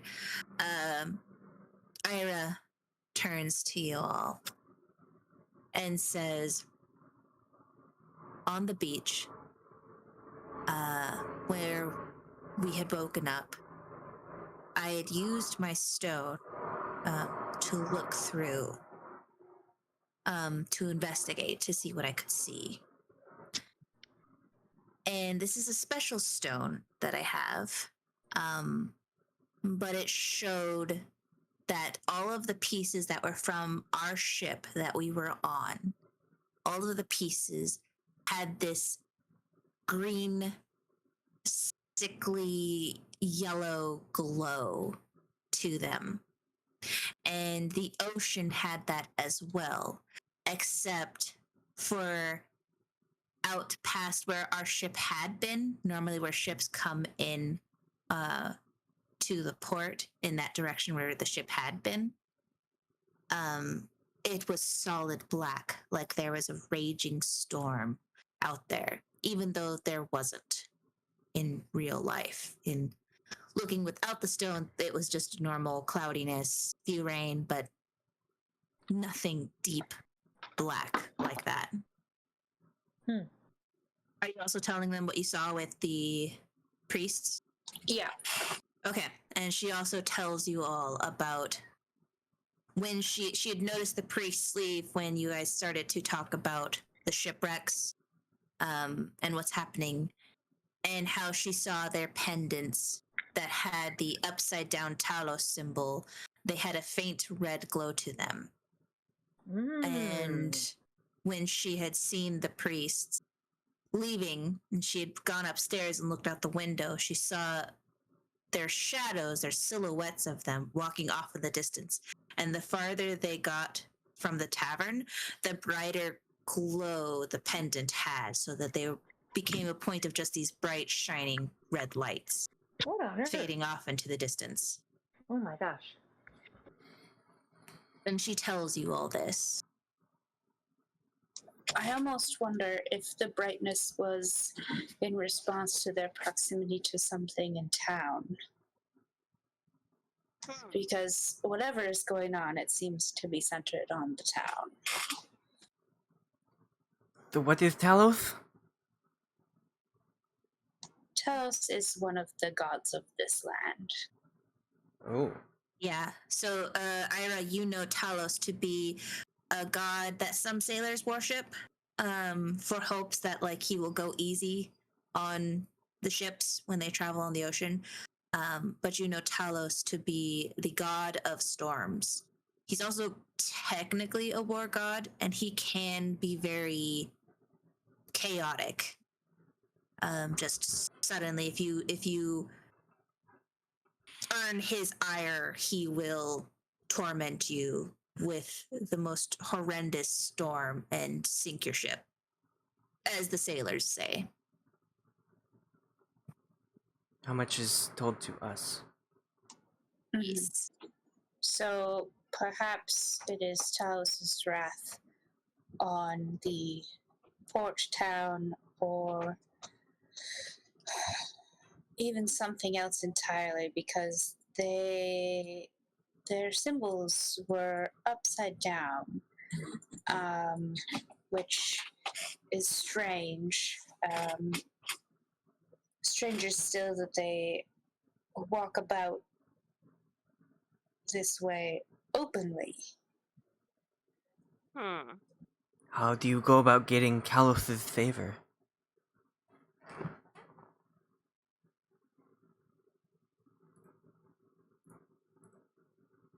I don't know.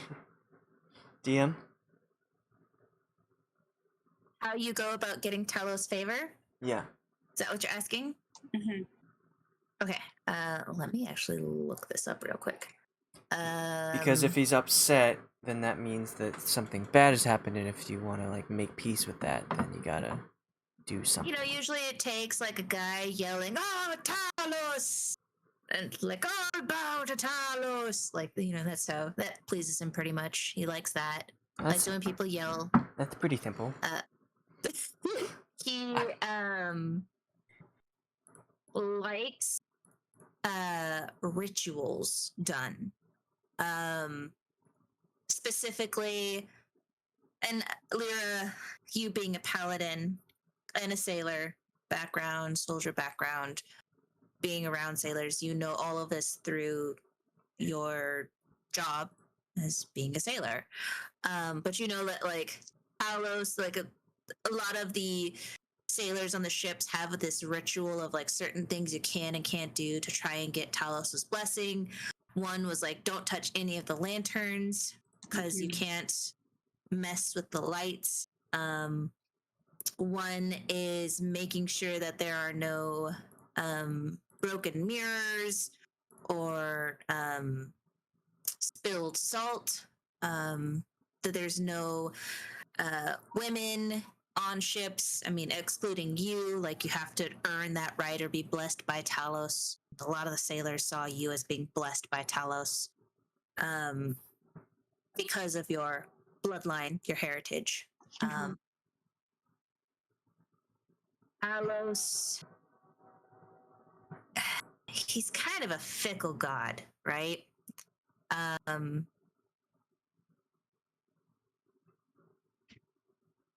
Sometimes even when you try and please him, he's still going to be like, it's not good enough. One of the best things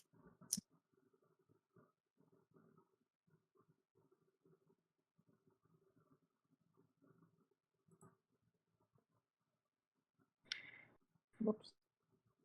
Oh, I'm still on. so real quick. Rituals. So one of the best things Talos likes is a festival that's done that celebrates him. There's like a specific kind of festival that has a ritual of its own. That usually, like a lot of port cities that have a lot of sailors, the sailors would try and do this little festival in the port. The last one that you've attended was like years ago, so you vaguely remember what was done with it, but you're not exactly. You have a vague idea of like, yeah, it was this weird ritual thing. Yeah, it was fine. Mm-hmm. Sailors are weird. But one thing you do remember is something called the Fury.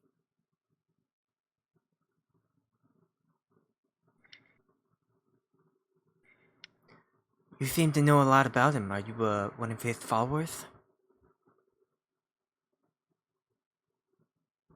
I am but a simple sailor. You don't have any higher powers that you Not rely on? prone to superstition. I am a paladin. Oh. So, Does that mean you have a deity you worship? Yes, but I don't remember which one I picked at the moment. Oh, that's not very paladin of you. How are you going to get your powers if you don't know who it is? It was Talos, and Talos is so mad that you forgot about him. And so it's like, fuck you, I'll fuck your, you don't get to be captain. How dare you forget me? That would be so good. But yeah, you know, like he's one of the gods, one of the popular gods that sailors worship. Sounds like we were set up for disaster at the start if we had all these things messed up on the ship. You mean because somebody kept messing with the lamps? And he'll gesture to Bei-leigh and Shadow. We... if, You guys are just asking for bad luck. were there some broken mirrors that we didn't know about on the ship? I have a feeling it would be better if we don't openly divulge to everybody that we did come in on a ship, because How else did we I get here? feel like that would paint a target on our backs. Did we teleport here? What's our story if we didn't get here on a ship? We are from a distant part of the island. Okay. Let's It's the remote part of the island. let's ask Mhm. Klaus about the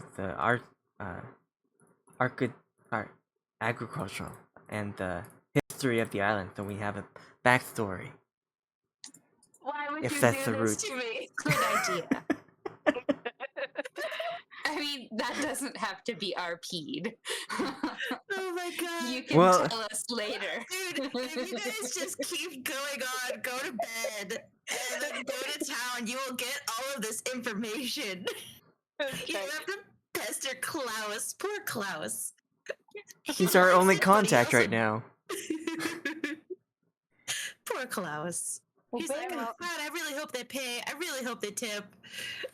Bei-leigh's been sitting quietly in the corner, but if you look over, you see her little hand is raised. I have a question. Yes. Well, remember when I saw those tailless priest guys, and they have their tailless thing, but it's upside down. Okay, so so tailless is about storms, but if he's upside down, then maybe it's about nice weather. So maybe those are good guys, and they like nice weather, and they're priests for nice weather and sunshine. That's not quite how that works. But No? maybe. Okay, so I thought if it was upside down, it'd be like opposite. If that isn't what it means, then what does it mean? It probably means. I mean, the only way to know for sure is to ask them, and that's probably a bad idea. Good idea. Let's go ask them. No, let's not. I concur. I like having my head. I've been known to indulge in these kind of behaviors. So if I were to inquire and not associate myself with the rest of you, maybe I could get some information based on that. It's entirely possible. Don't you scratch my. Get out of here, dog. How you Random doing? dog just shows up into the inn. Dog, dog. Beast! Dog and dog, dog. Well, Bailey's falling asleep at the table. She's gonna toddle up to the room, I think, and fall asleep somewhere. Okay. You take She one of doesn't the know why keys. she's so tired, but she's extremely tired. Bei-leigh, you take one of the keys that you know to be the girls' room, and you go up there and let yourself in. Okay. And there's four sets of beds in this room, so you take one of the beds. And you go right to sleep. Does anyone else go to sleep, or are you guys gonna keep up talking? I'm gonna go up and go to sleep. Okay. I'm gonna go to sleep. Like when you get back from going to the pool and you're just super exhausted.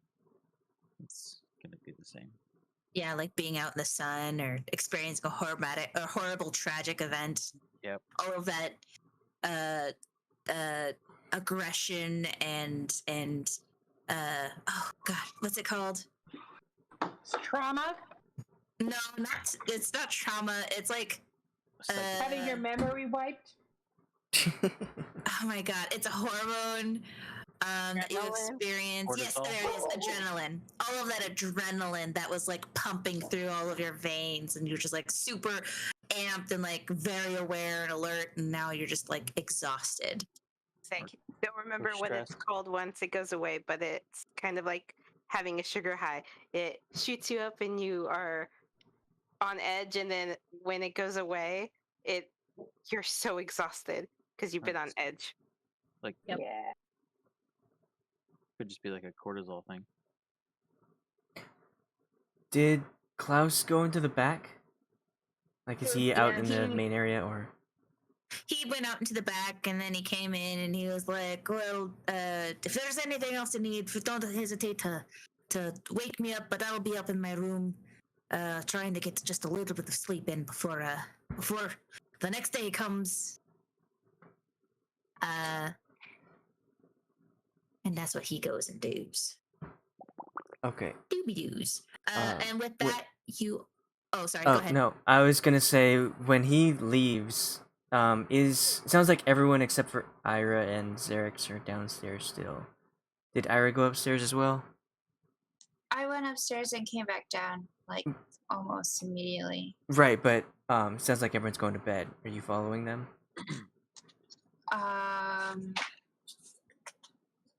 Did I mention not telling people that we came on a Yes, ship? Yes. you Okay. mentioned that. Yes. I'm gonna go and is it still raining? It is, yes. Okay, I'll just crack the window and bring some of the rainwater inside to fill the bath and then warm it before getting in. You have a nice warm bath.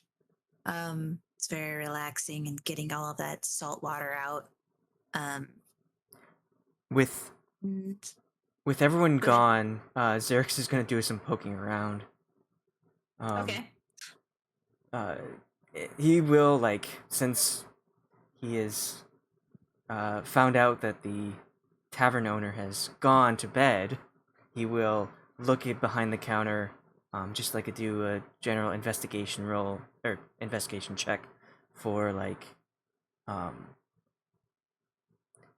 any kind of information based on goings on here, and he also wants to check for poisons.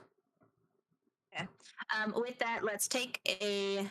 I mean, we can stop at 8. You guys didn't.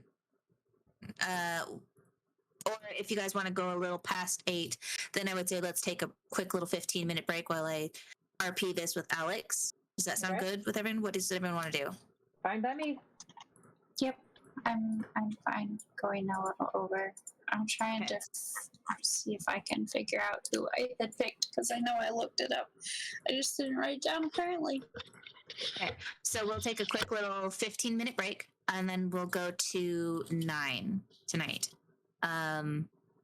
So that gives us 2 more hours. But all right, so Alex, you are looking for information, like pieces of paper, or Like, is there a log for people coming in or goods coming in, transactions and whatnot for that? Just want to sleuth and look around while everybody's Okay. gone. roll an investigation for me.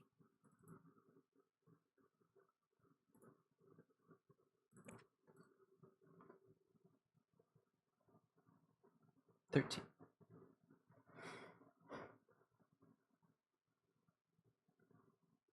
So, with that 13, you are looking around, snooping.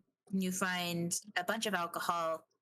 You see that there's a few casks that he has underneath the bar that are labeled like last barrel in inventory. And you see some that have like a note stapled on them too of like 1 left in inventory plus what's in this barrel. It appears to be like some sort of documentation about like what he has in stock. you do find an inventory log of the materials that he has coming in and leaving, like how much is left and when it was the last order. And on that, you see that the last order that he had come in was about 3 months ago. And you see that he had been trying to place orders, but you see a little note saying no messages making it to the mainland. We'll have to wait until the next ship comes in before I send inventory requests to the Baldur's Gate shippers. And you see that the date stamp on this is from a month ago of today. And that is what you find as far as information. You do find a bunch of like general cooking equipment, some silverware, plates, different kinds of cups. You find some bread rolls. You find like a basket of celery and carrots that appear to be fresh, probably from the local farmers. Weird question. Do I find any poisons? No, you don't find any poisons. Okay, that's fine. So I would like to imagine that you're just like going around sticking your tongue out, licking everything. That's how you look for poisons. Yeah, probably. But he won't take anything, just the information that he got, and he will leave behind 5 gold. It's leaving it like on the in the inventory book, or are you leaving it on the bar stand, or where are you leaving it? Below the counter, but not in like a spot where something might be missing. So I want him to know that somebody was behind here, but leaving the money behind. Not just on the counter either. Cool. And with that, then do you head upstairs, or? Yeah, I'm done here. Okay. Then you go upstairs and climb into your bed. There's only 2 beds in this room, and Jim appears to have taken one of the beds. And you get into the other.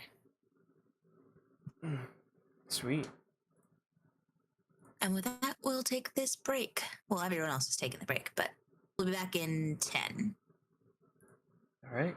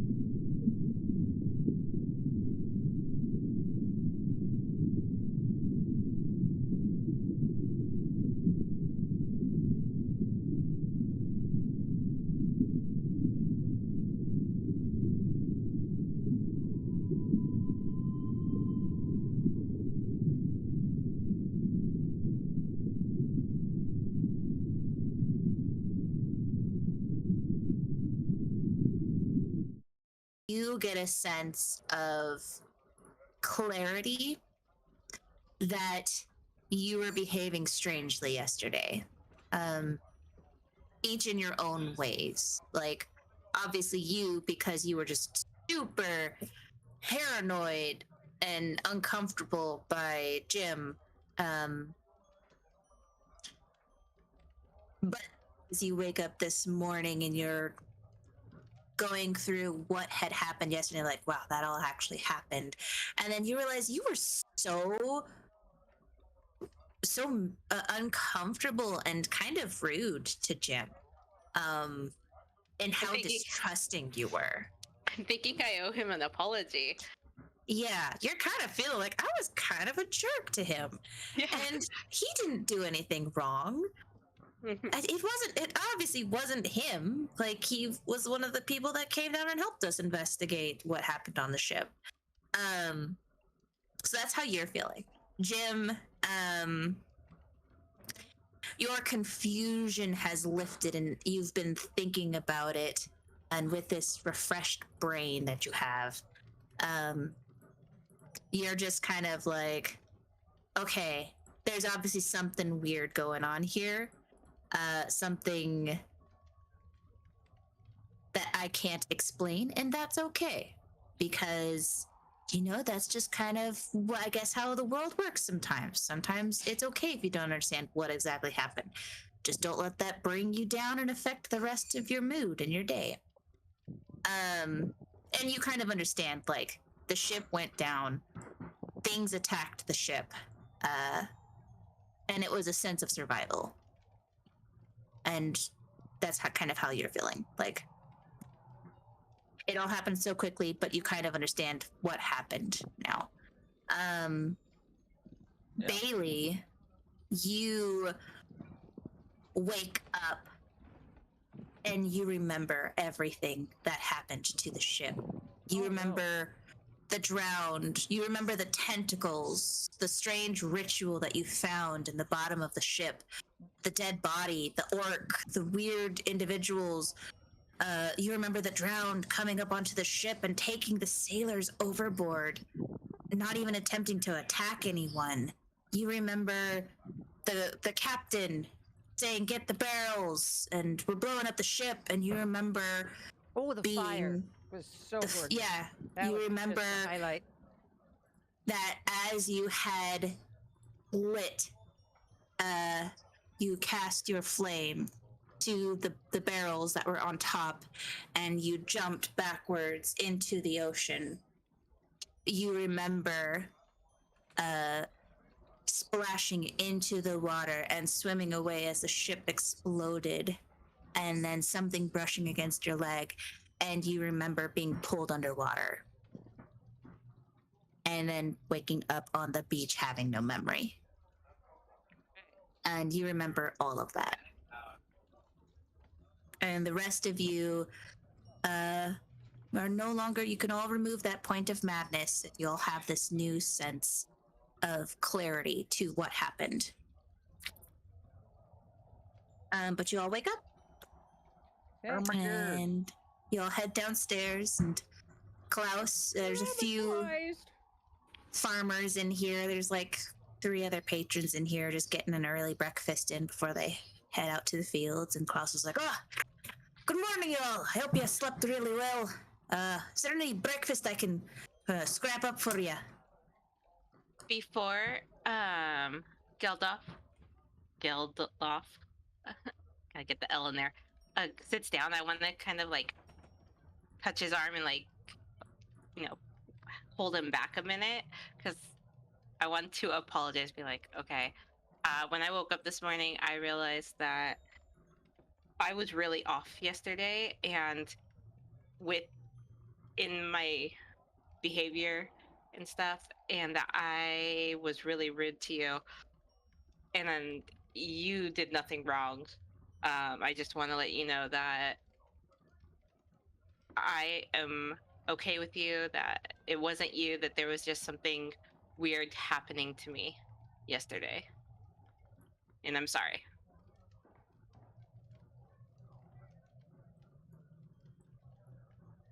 Okay. Well, I mean, it's all right. I just thought maybe he was just having an off day or something. Yeah, well, I don't have that many friends, and we spent, you were cool to me on the boat. And I don't know, with everything that happened, I don't know what was going on yesterday. I didn't even realize it till this morning, but I felt really weird yesterday. I'm not normally that paranoid and that suspicious of people. Well, I am, but I'm not. I've known you long enough to, I think I've gotten a decent feeling for you. And I don't know. It was weird. I just wanted to let you know that I'm sorry if I made you uncomfortable or for being rude yesterday. Oh no, I don't think you made me uncomfortable. It was just kind of odd. Just trying to figure out what was going on. Okay. Well, if we're good, I think I'm going to get me some breakfast. I mean, that sounds fine.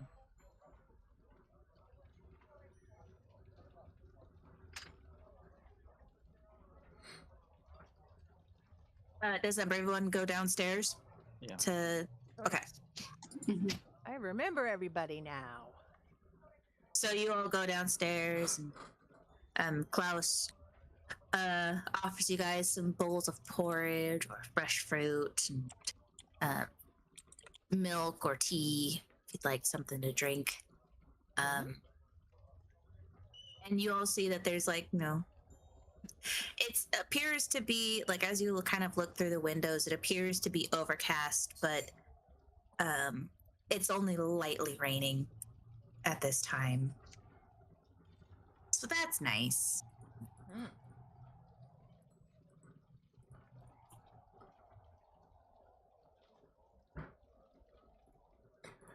So, just headed straight toward the city then?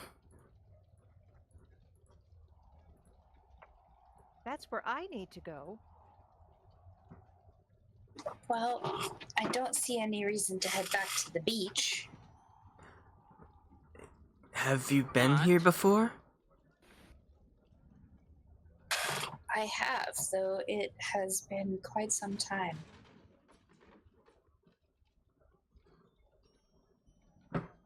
What was that noise? Did someone fall down the stairs?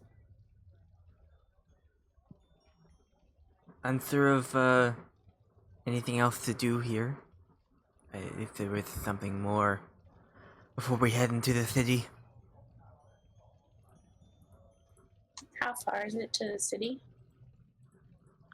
You, Ayre, know that the city is about it's about an hour's walk from here, on foot. If it was on carriage or on horseback, it'd be quicker, but it's not too long of a walk. Okay. So as you all finish up your breakfasts and gather your items, Klaus comes to you all and says, "Oh, I guess you'd be off heading into Caer Caladir then. Just quick question. Did anyone leave coin behind, or okay, it probably wasn't you. Maybe it was. I don't remember putting coin in the spot behind the bar, but this morning when I was doing my routine, there was a set of coins there, and I just was. Well, anyways, I hope you have safe travels." It's possible that Talos is showing you favor, finally. Well, I guess that's one way to put it. Any coin in this day and age is very kind and welcomed, even if it's something this old man forgot. But I wish you all safe travels, and you're welcome here anytime. But Ayre, this place is always offered as your home.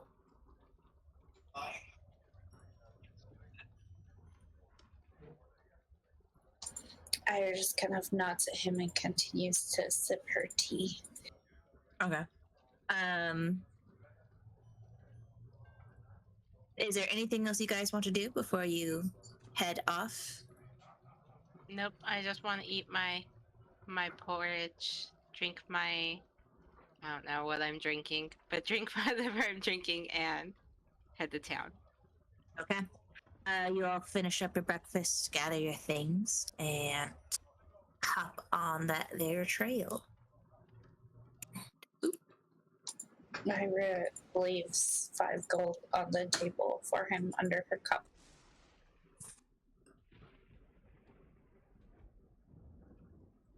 Nice. And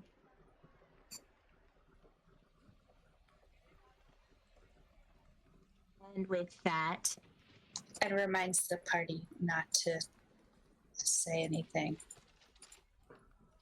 about where we came from.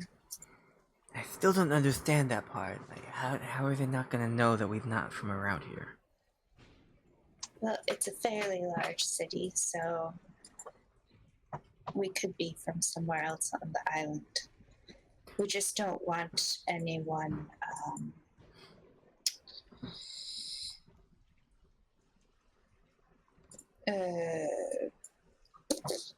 how do I say this? Xerix will gesture to himself, Shadow, and Out Gem. to get us before we get started.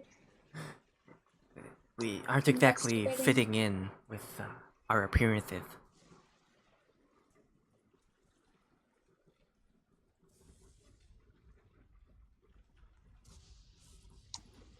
as you guys talk But amongst we yourselves, don't have to advertise it to everyone we meet either. If we act like we belong here, then maybe they will look past our appearance somewhat. You're the boss. as you guys are talking amongst yourselves, the really it seemed like no time at all. But you finally see what appears to be Ayre Caladir in front of you. You see that there is a big stone wall surrounding the entrance. There appears to be a forest to the right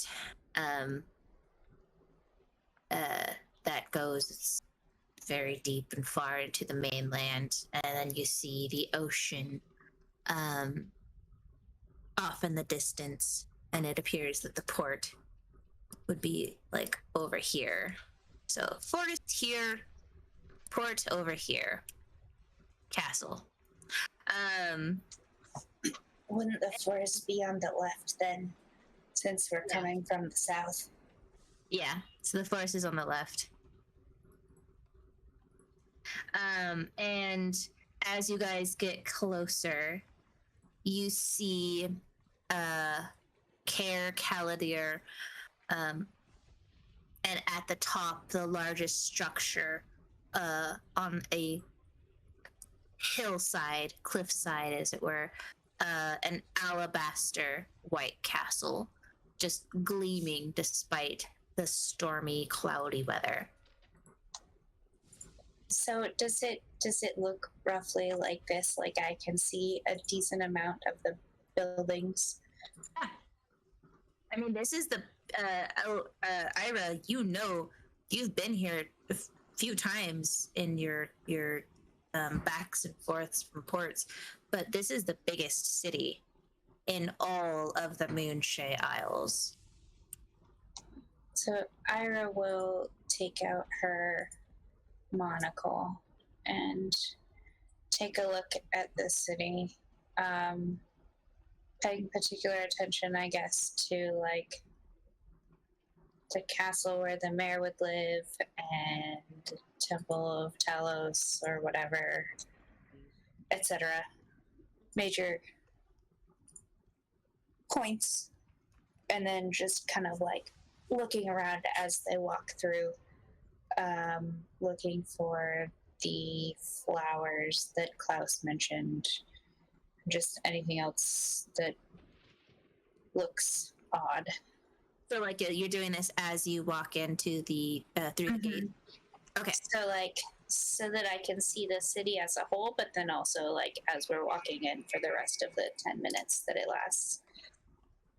Okay. Bailey's walking along with her mouth hanging open like a big tourist, just obviously out of place.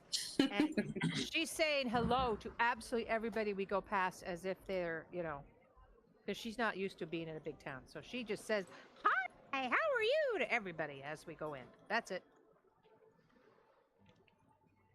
I thought we were supposed to look like we were from around here.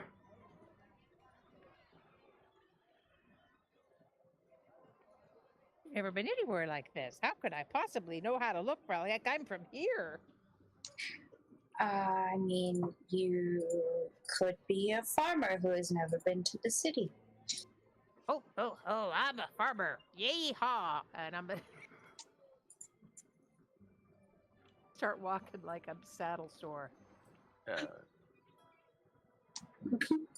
The most sure. insulting.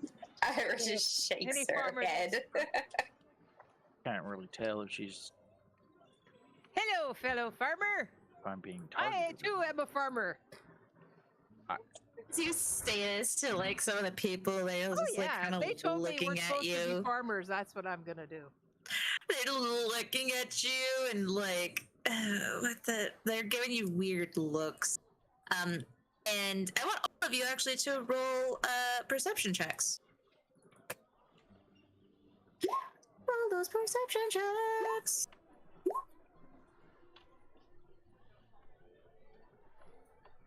Well, Xerix and Bei-leigh. What's your okay? So Xerix and Bei-leigh and Geldloth, you guys see like you guys are catching eyes. People are looking at you all as you've come from the southern gate, and they're kind of like there's some odd looks going about. Especially towards Bei-leigh as she's like just kind of like, I'm a farmer. Do. Here I am coming to farm stuff. And when I catch people looking at me, I give them a big wink, Well, like they're in on the joke. So Ira will just look at people occasionally and just like point her head like she's a little touched in the head. Don't mind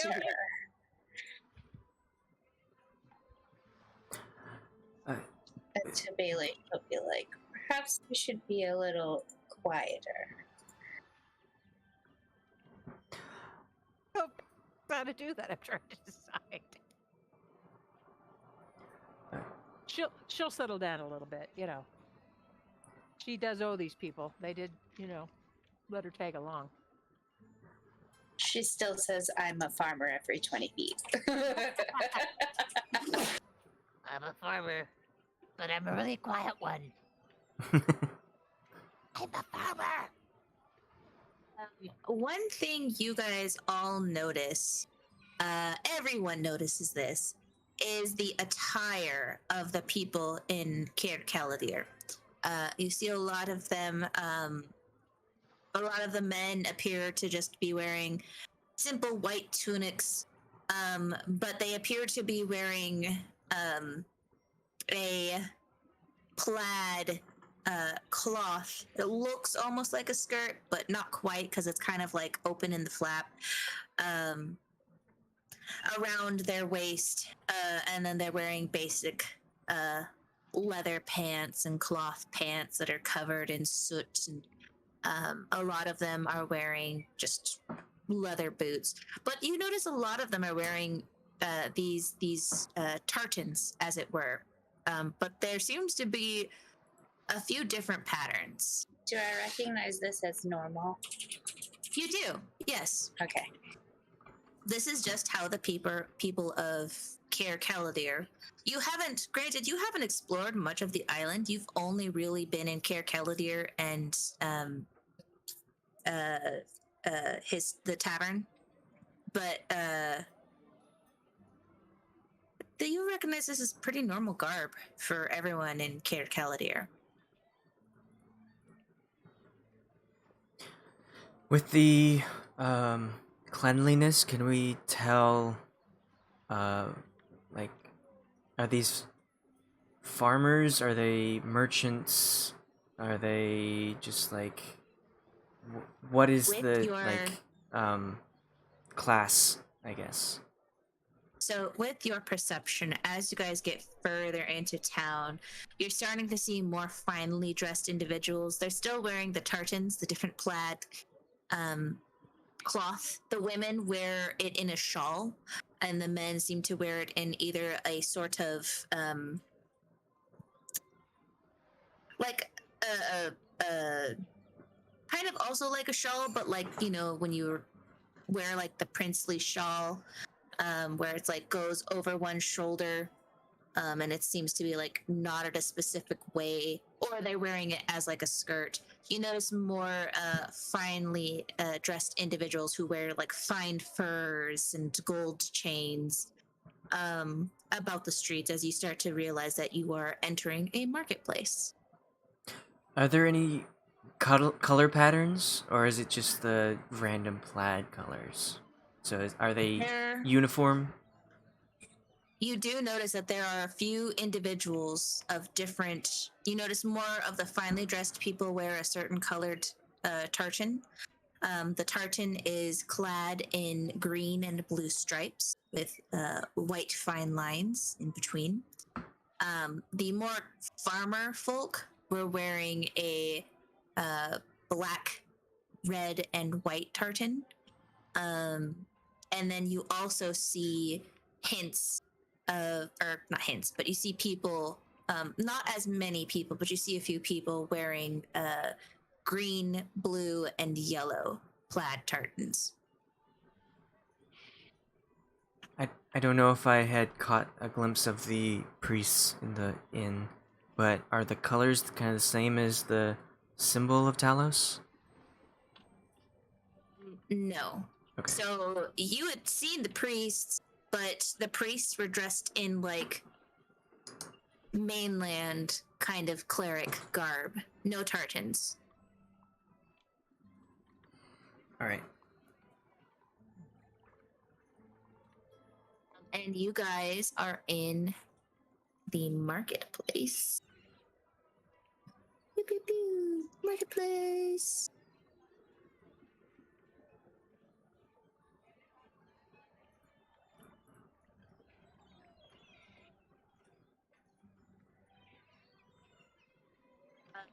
Where would you guys like to head?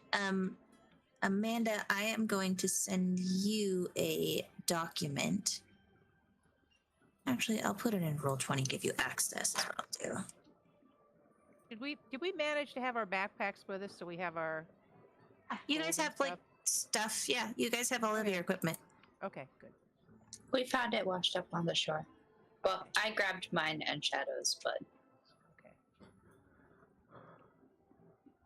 So Xerix would like to go to a job board because that is why he is here. But he also wants to ask Ayre, are we looking for the Talos agent, Have it back. or is that the lost cause at the point? not necessarily looking for them, but keeping an eye out and making note of what we do see of them. I am certainly interested. Yes. We should also check, perhaps, with the mayor, especially since the job postings on the mainland were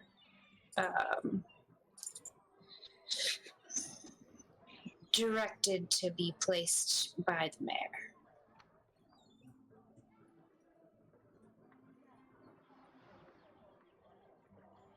He So might have further information. the mayor is our first destination.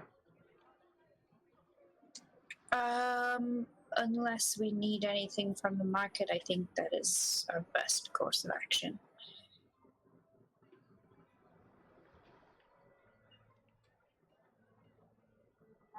So, Ira, you know there- the mayor's place is it's the top of, it's on the cliffside. So it's as you can see in this map, it's right up here. Up the hill. But right now you're in the marketplace. Is there anybody selling the plaid stuff? There are, yeah. There's a few merchants who are selling. They're not the same plaid that everyone else is wearing. You actually see, you're not able to see any of the same plaid, but these are like different colored plaids.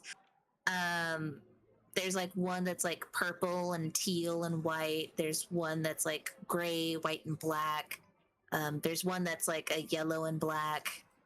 There's like just different colors, but they're not. You can't find those specific tartans that the people of Caer Caladir were wearing.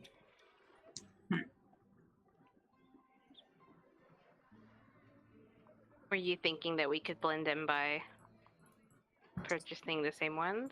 I mean, at least getting Bei-leigh one of the farmers' ones. Would I? Really? Would you do that? Oh, that sounds fun. They don't seem to sell that pattern here.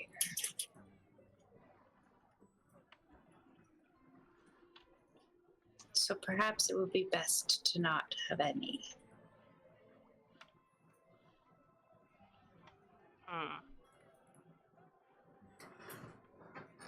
Better look like Well- outsiders than tourists. Well, I'm here to follow your lead, Ira. This is your adventure. I'm just here as backup. So, Do I recognize any of these patterns as anybody wearing them? Go ahead and roll a history for me, because it has been like a year since you've been here.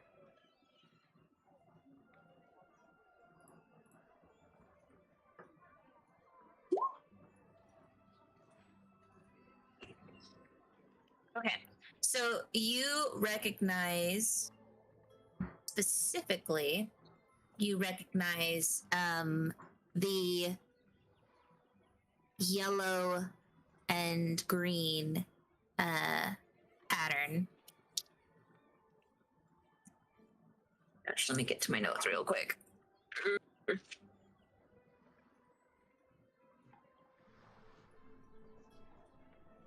I believe it was the yellow, green, and white tartan.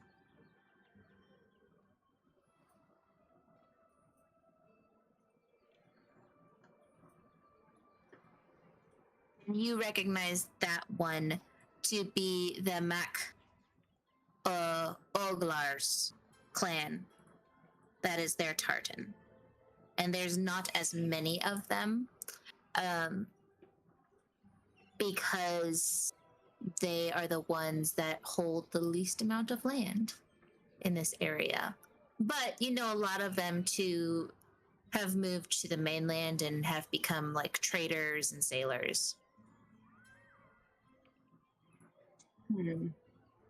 I don't know if that's doing us any favors either, but couldn't hurt. I want to approach the person selling them and inquire what the price is. Okay. So you approach the person selling them, and this gentleman, you notice, is wearing a red, white, and black tartan. And he says, "Oh, hello there." That's the farmer one, right? Yes. Okay. I'll kind of Common like one. throw my accent a little to sound, because since I know what the people sound like. Okay. And make up some story about how ours like got damaged or something. I don't know. So what exactly are you saying to him?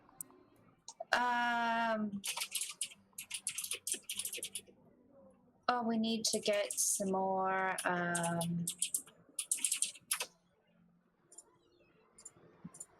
In our travels here, ours were damaged, and it wouldn't do to be wearing dirty, damaged tartans. Hey, well, have you talked to your clan master about that? I mean, these ones are here just for, tourists, as they were. They really get a kick out of trying to fit in, and it's just something that we do here to Yes. try and make them feel welcome. But they don't get the official clan attire, as it were. Which clan are you from, by the way? What was the name of it? The yellow one. The Yeah. yellow, green, and white tartan is, it to be Mac-Oglar. And let me spell that for you, because that's Mac-Oglar.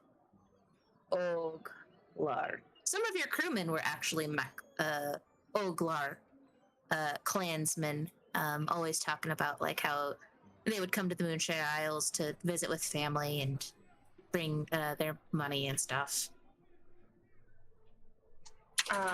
Mac-Oglar.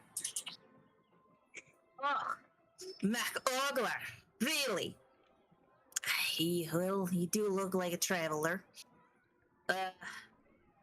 Amazed you here done visiting then.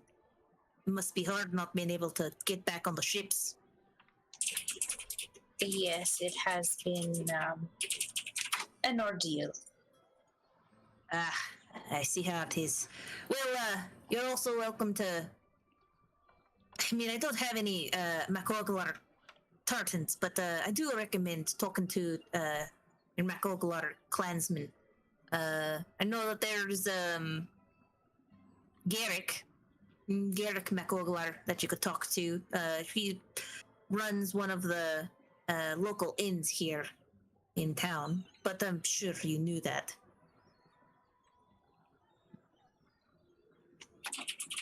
We've been out of town. Haven't had a chance to get back. Where have you been staying? Oh, just further south of the island. Since we couldn't get on the ships, we decided to explore a bit, visit some family that lives further away. Really?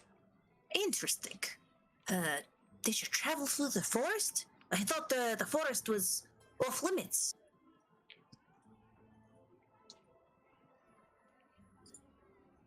I need you to roll a deception, I guess, for me for this. Go ahead and say what you're gonna say.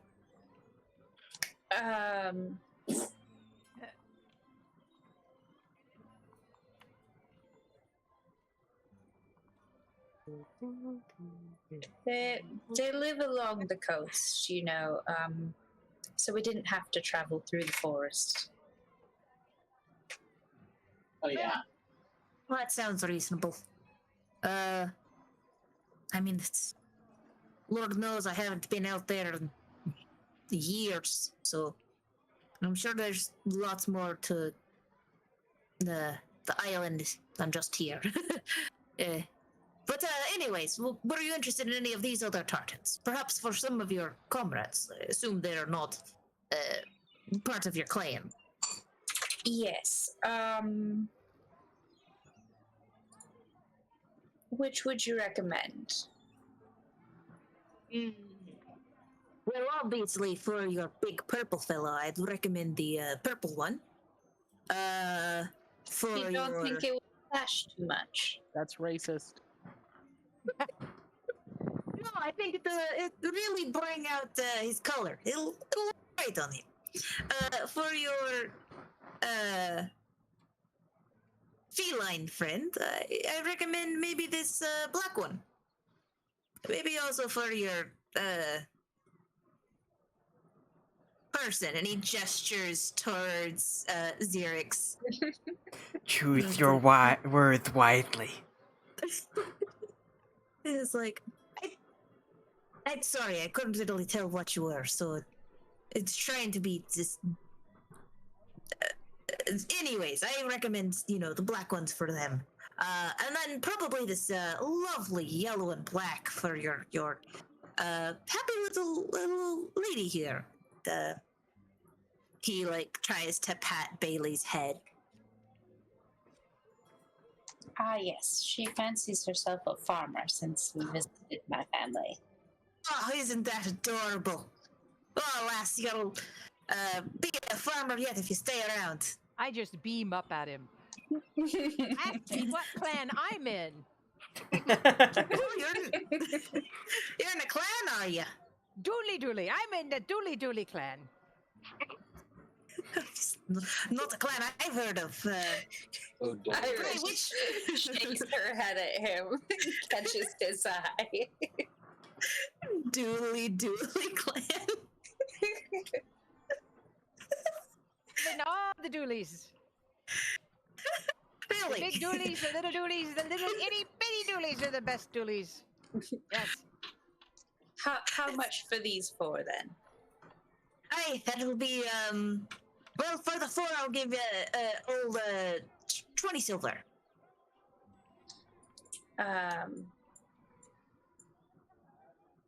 Okay.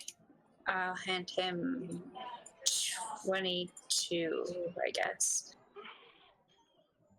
Thank you kindly, lass. Despite being a MacOgler, yeah, you're pretty friendly with your coin.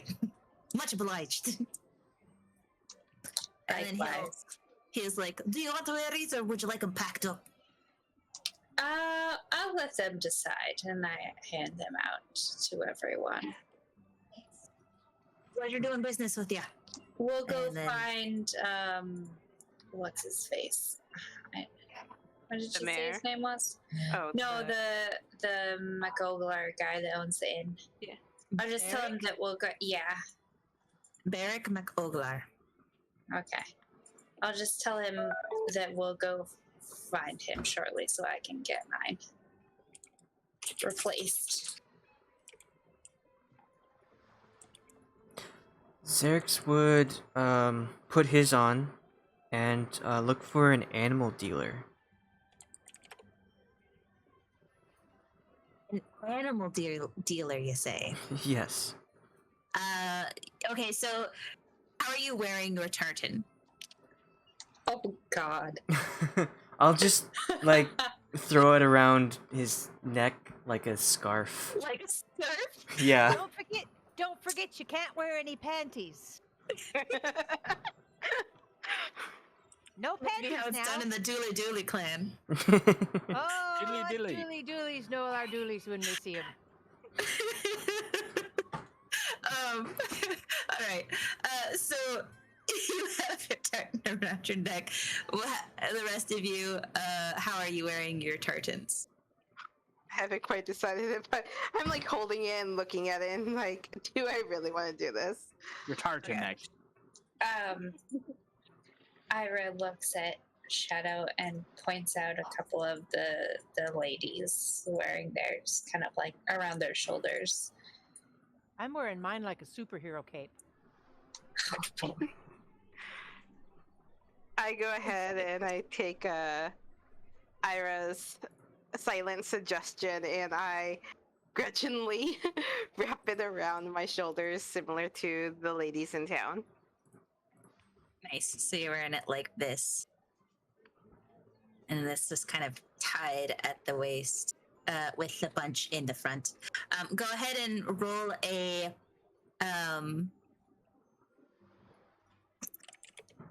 my goodness. What is this roll? A 4? A 4. No, go ahead and roll a... Perception? Performance. performance for me on this, on tying this knot. And you're trying to imitate how the other ladies have it. Nice. So, like, after careful observation, you look at how everyone else is tied how all the ladies have tied their over the shoulders, and you're able to get the knot just right so that the big flap is underneath and the little flap is hanging on top of it, but it's still showing the bottom flap, so you see that nice little bunch of layers. And it looks really nice. You've done a great job imitating, despite that it's like a tourist garb. Added to my years of being a performer and needing to like entertain and sometimes copy and blend. Totally. Will it blend? Will it blend? I blend? too am from this island. Anyways, Despite being a cat. yeah. Yeah. Yes, I am also part of the MacOglar clan. We're a clan of peeping toms. What? They're oglins. They're ogling ya. They can't keep their eyes on themselves. So, Ayre, when you had talked to this this gentleman, he had pointed towards the docks district. This was the best idea. Is that where all the medical people live? In the docks? No. Doctors. He had pointed, like, done a thumbs up towards the docks district for where the inn keeper is for Beric MacOglar.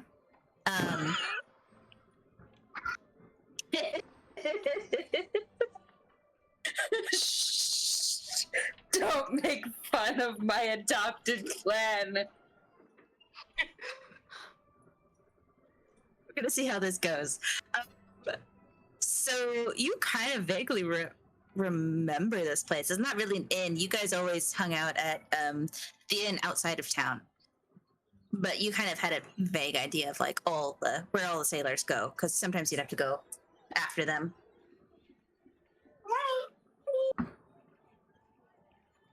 Smell like Jello.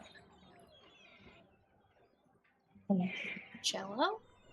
Marcus is saying goodnight. It's the birthday night. It's the good night birthdays. It's the good night routine. Good Excuse night, me. Marcus. He came to give me a hug. He smells like Jello. His good night Jello shot. He was putting it on his face like blood. War paint. Ah. He's all shirtless and like just got these black pants, so he's all ready for war in bed. Right. War and bed. So as you guys are passing through the marketplace, Xerix, you see a gentleman who is selling some animals. As you look, there's like sheep, cows, a few pigs. You see he's selling a few rabbits. They seem to be like, farm animals. Nothing exotic? Nothing exotic. Do you want to approach him? Or approach her?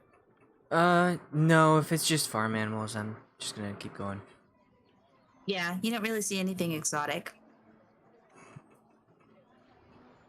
Where are you guys headed? Were we heading to the Shaddy Shay? Or was that just a kind of misdirect? So we didn't ask questions. I think maybe we should. Should we talk to the mayor first? I'm thinking the mayor's probably should be our main priority. Yeah.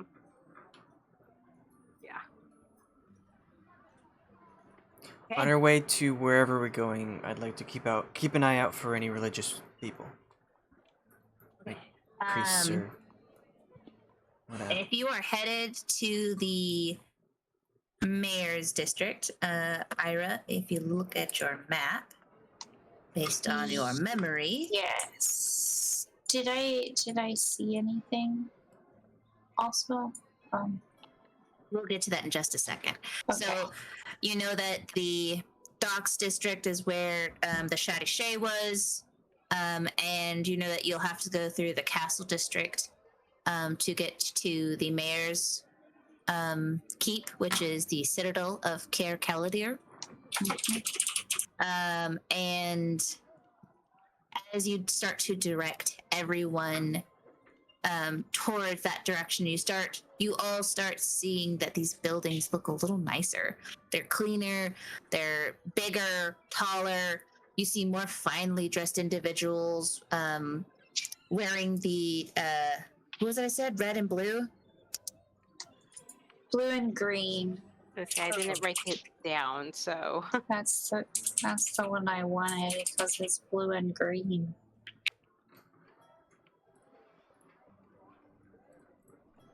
You see more of them wearing the blue and green tartan. And they appear to be dressed in more fine furs. You see a lot of fine dressed ladies wearing some mainland garb, though it seems to be dated. Like, it's out of date the last time you left the mainland. But what they're wearing it like it's the latest fashion. Mm-hmm. And for your thing, as you guys enter the castle district, you all see to the right of you. In front of you, you get closer to the citadel of Caer Caladir, where the mayor stays. And to the left of you, the biggest building. And Amanda, on your map, it's the triangle. That big triangle there. Mm-hmm. This massive temple. And as you go past it, you all see that there are priests wearing Talos's and Helm's garb and priest robes. You even see some my gosh, who is he called?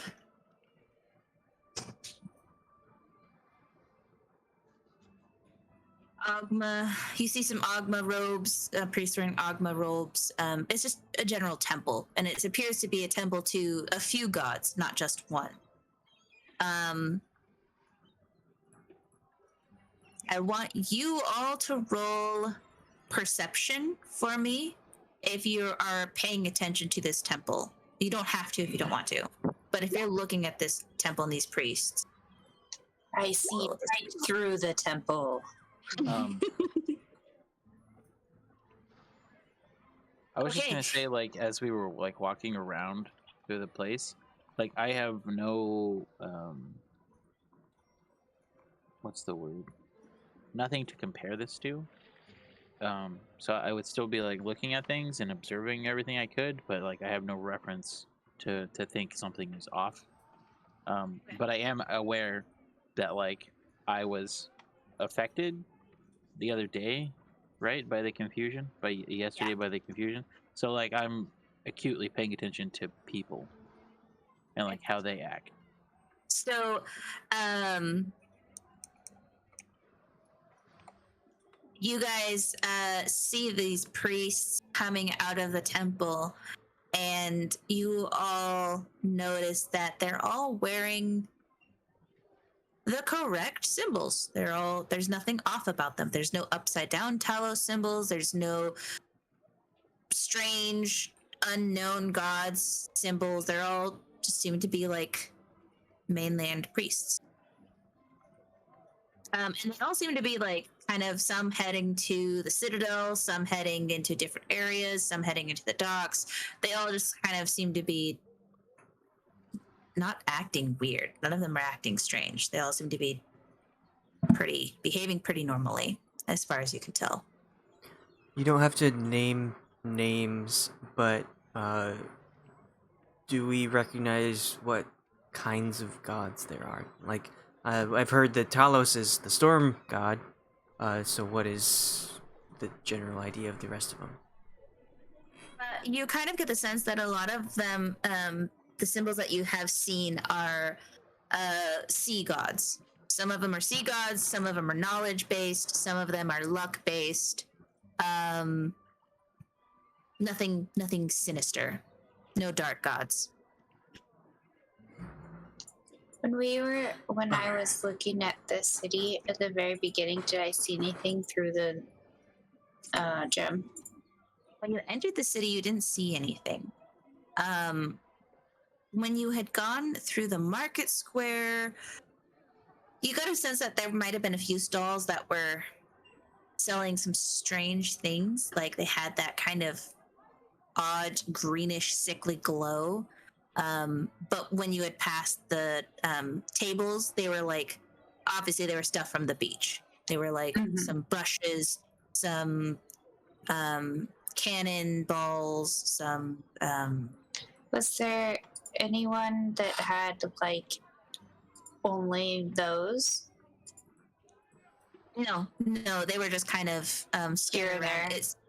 Yeah, scattered around here and there. It seems like those merchants were like scavengers, just trying to sell anything.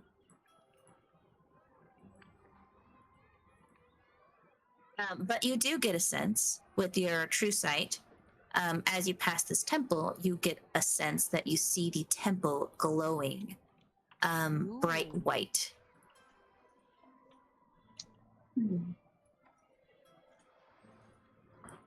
Just Ayre?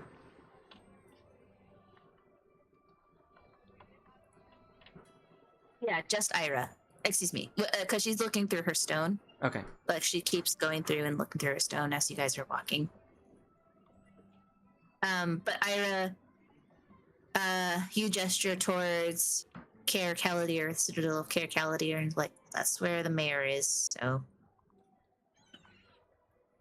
what all would you like to do?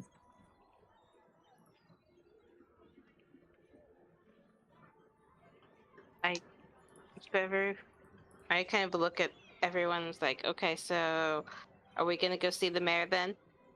Yes. Everything seems okay here at the temple, so Okay, then you said it's this way? And I'm gonna point. have we seen any of the flowers on the door posts at all? You haven't. So with all of your perceptions, because you all rolled hecka well, as you guys are going through the castle district and basically the rich person area, you don't see any of these flowers that the innkeeper was talking about. But you do see. Let me look at the map real quick. It's opposite of the temple, and it's this house further back. It's like a little house. Ayre, you get a sense of, as you look through your stone in that direction, opposite of the temple in this rich person neighborhood, you see a manor that is smaller than all of the rest, and as you look through the stone, you see that it has a reddish hue to it. But the reddish hue is only coming through the windows. And you can tell that this house is looking a little like nobody's been out to sweep the steps in what appears to be weeks. So there's like some bunched up trash, debris blocking its little front patio area. Okay. Outside of that, all of these houses look really nice.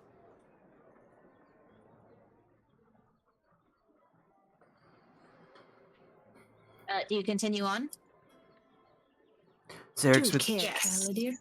Xerix would want to make a note to check out the temples after we take care of this business.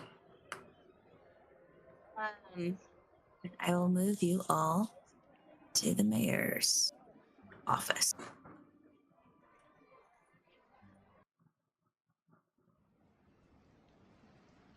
Oh, hold on. It's the good night parade. A good night parade. You get a hug. You get a hug. You get a hug. Yeah, everybody gets a hug. Good night. So long, farewell. That's Our what feet I are was saying goodbye. I hate to go. I have to say goodnight. I'm sure Joseph will stop by here. He's a little behind. The little Sorry girl about at the that. very end was always was like, oh, Marta. Yeah, Martha. This is so adorable.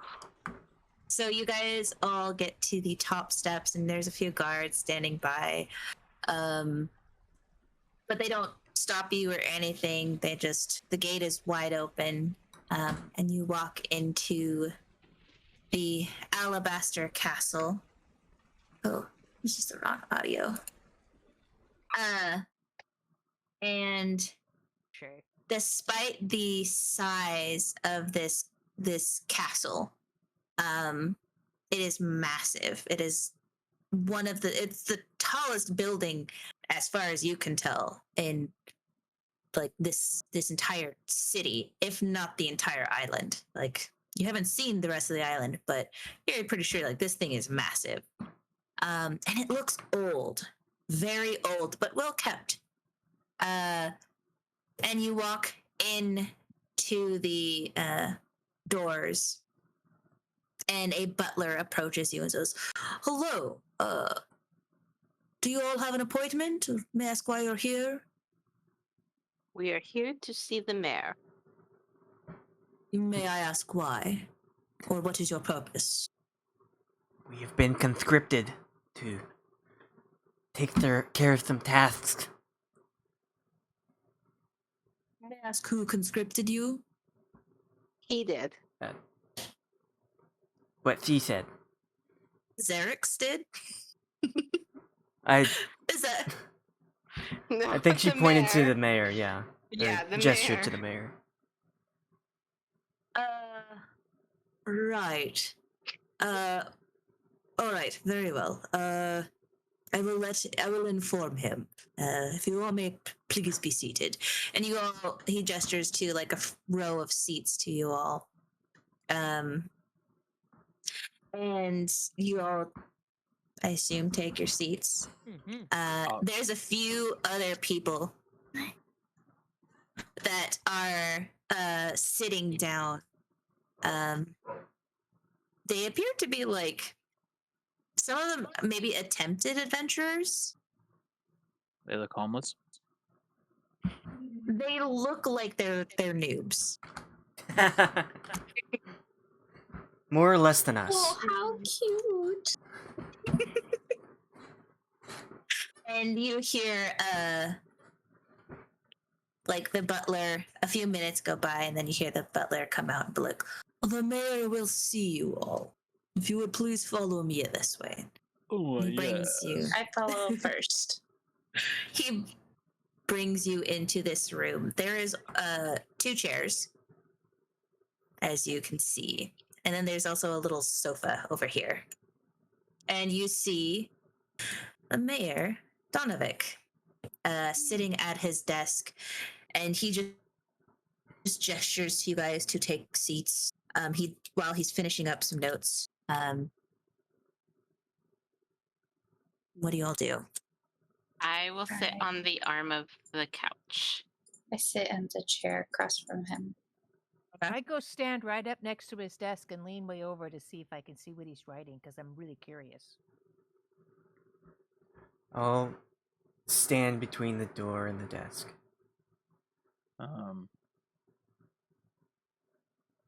I guess I will flank.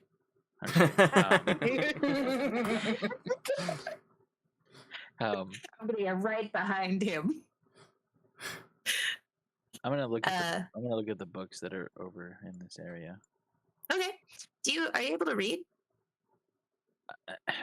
Excuse me?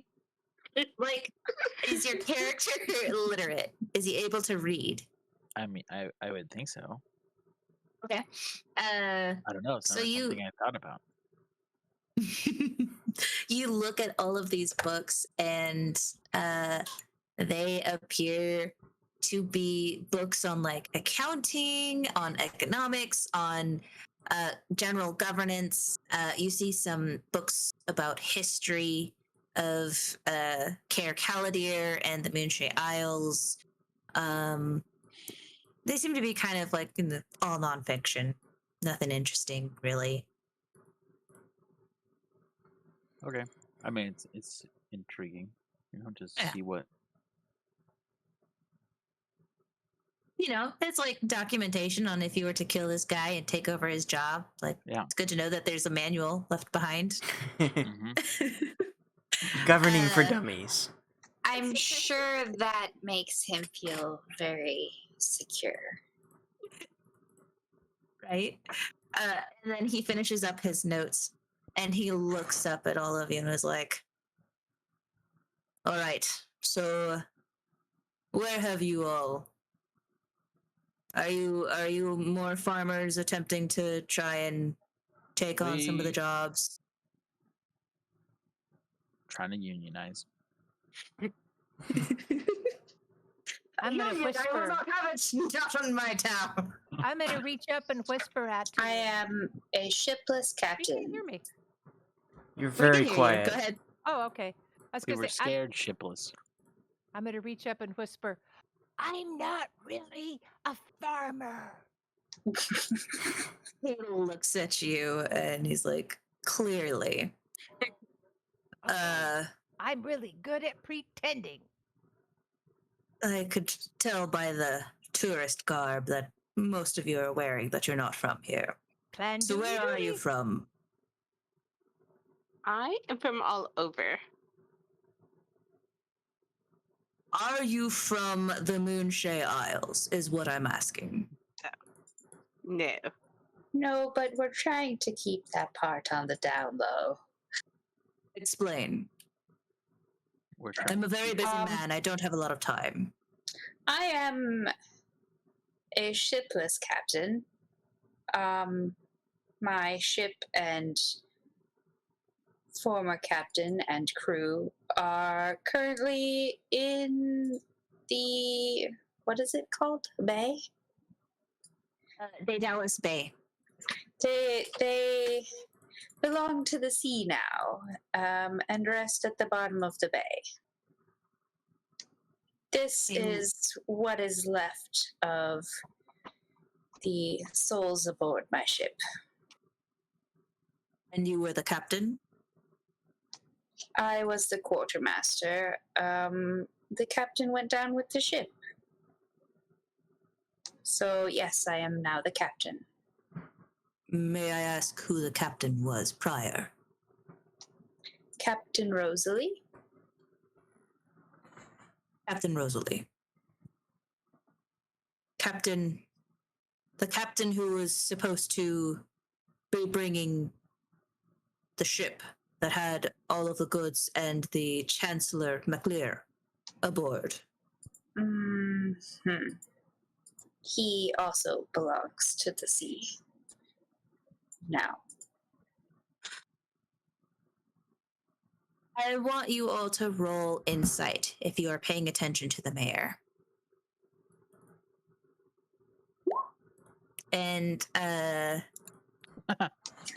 You're concentrating very hard on reading.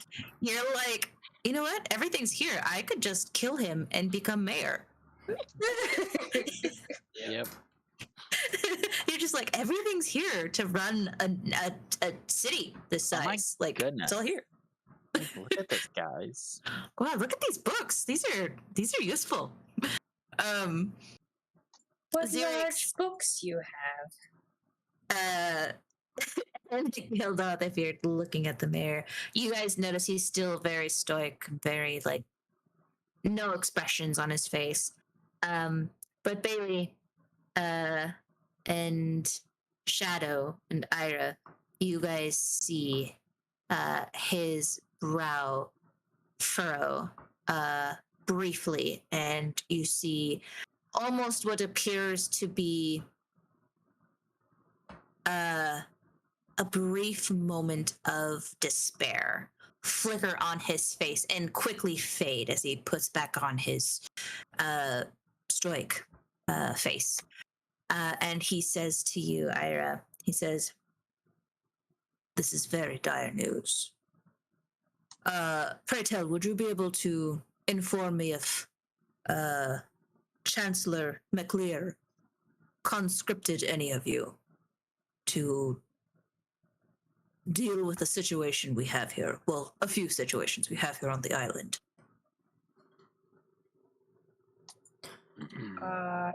I will let the others speak for themselves, but Well, he didn't personally not talk to me about it. I don't know if he did or me not because I don't know what that means. Xerix will pull out So I his. do find myself in need of a different form of employ in the meantime. Xerix will pull out his letter with the king's seal on it and present it. He'll take it and look at it, and his hand will start to shake. And he'll be like, he'll put the letter down and he'll say, "Thank you for bringing this to me. I assume that Chancellor MacLear must have trusted you with this, and that it must have been very important to bring to us, as it is. You will be rewarded for bringing this, all of you. But I will be frank. We are in a very dire situation. The last ship that we had successfully make it to the port was 3 months ago. And the sailors that were on said ship have just disappeared as of a month ago. I don't know where they are. We cannot find any sign of them in the city or out. We're also having issues in the forest. Then how To are you able to contact. get your man out? I had sent him a year ago when we started noticing more ships being destroyed. He was supposed to come back 6 months ago. I don't know what took him so long. I assumed he must have been. Well, the ideal hope was that he would be bringing aid and men, soldiers, capable to deal with the situations here by the king. But it seems the king has not been able to help us with the situation. And unfortunately, MacLear has taken his gold that this letter promises with him. The Magister and I were close friends. I did everything I could to save him, but unfortunately the storm took him down with the ship.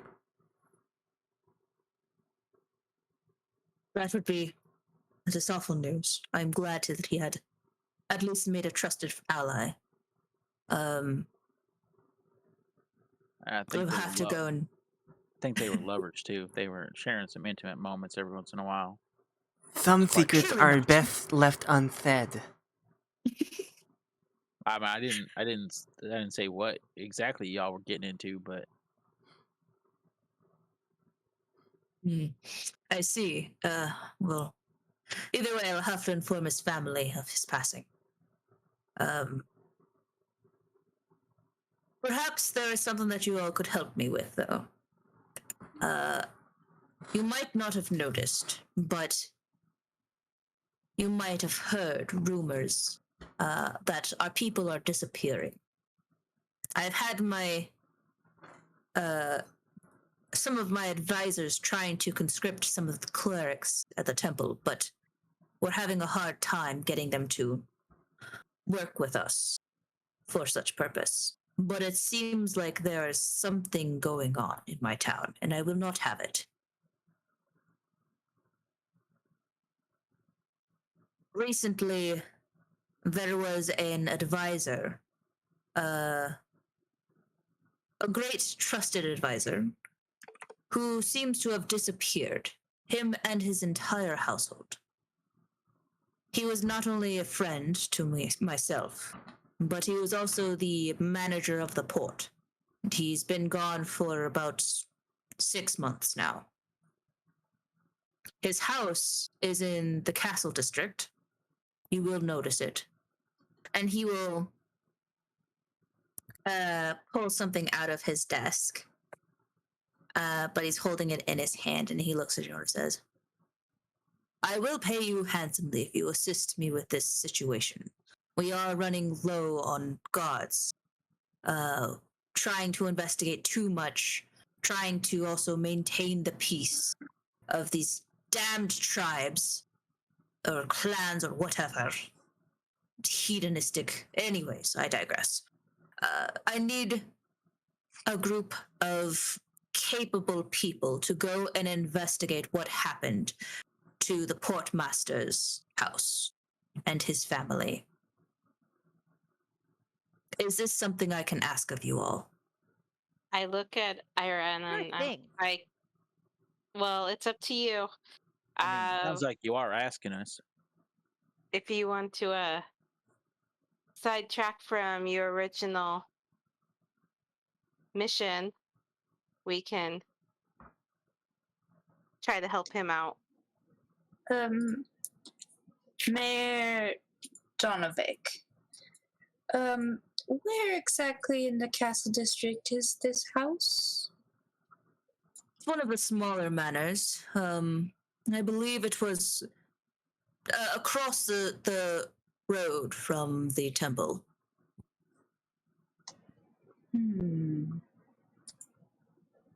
That is interesting indeed. Is it?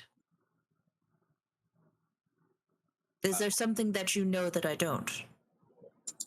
Have you seen any strange, what were they, priests, clerics? Similar to the garb for Talos, but with a yeah, different those guys. symbol. They got the upside downs. He looks at you all, and he gets up from his desk. And he goes to his door. And the office door was like kind of closed, but like slightly left open. And he goes and he pops his head out, opens it, and says, Gaia, that'll be all for now. If you could go and fetch the ledgers down in the library, that would be most ideal. And the butler's like, as I will right away, sir. And then he watches the butler head off and kind of looks around the door, and then he closes the door and locks it, and he goes and sits down, and he says, what I'm about to tell you cannot be let out to the public. We are trying to keep it on the down low so as not to cause hysteria. Do you all understand? Sure. Is that like a combination of a hysterectomy and hysteria? It means don't talk about it. It means keep your mouth shut. No one else is to know about this. Only a select few of my top guards know of this. But there has been said that priests wearing Talos robes, but the symbols are diverted. They are inversed, almost, Upside down. and corrupted. Have been walking around in the lower districts and the docks districts. Tried to have some of my men follow them. But just when they think that they're there in front of them, they disappear. They have been unfollowable, and we don't know what or how they are evading them, my guards. All we do know is that they seem to be coming from the Temple District. But which building I cannot say. From And the Temple District. Yes. What That does is strange. what does this inversion symbolize? Talos' symbol is a symbol of 3 lightning bolts coming from the sky. But inversed, we are not sure what this means. So, I mean, I'm just kind of putting some like context clues together, and like you guys are, you all live on an island, correct? And Yes. you said Talos is like lightning tendrils coming from the sky. Well, if they come from the ocean, they'd be like tentacles. So, just that's what I'm thinking. What do you mean tentacles? What does tentacles have to do with this? Like little slimy things that like squids and other I don't know. I see some things in the market that have like these arms. I think like the thing that attacked us. Attacked you. What happened? What do you mean attacked you? Like, explain. That is how the ship sank. Yeah, we The got some Kraken. slimy tentacle monster things just trying to like violate our privacy and stuff, and like broke up the ship and sank it. You're telling me that tentacles rose from the sea Well, I and mean, took they- down your ship. I don't know exactly where they rose from, but they came out of the water. Is that what's happening to all the ships? Is that why no ships have made it to the port in months? Oh man, I can't say for certain because that's just our ship. It might have been piracy for the other ones, or they might have just had mutinies and decided that they wanted a staycation instead of a work trip. I've had some piracy issues in the past, but I mean, you do live on they an island. weren't able to take all the ships. Like, Well, it'd be kind of fact hard that- because there's a lot of ships on the sea. there's so many ships. Yeah. It is absurd to be able to. So, but if it's a creature, who's summoning this creature? I mean, I'd imagine the people that want it to be around. Well, I have some interesting information to add to the information that you have. First of all, we saw 2 of said priests at the inn outside town last night. Secondly, I have true sight, and their symbols were glowing red,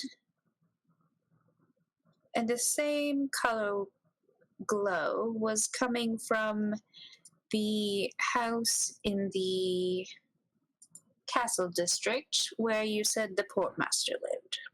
Hold on. Are you telling me you saw the heretic Talos priests? Yes.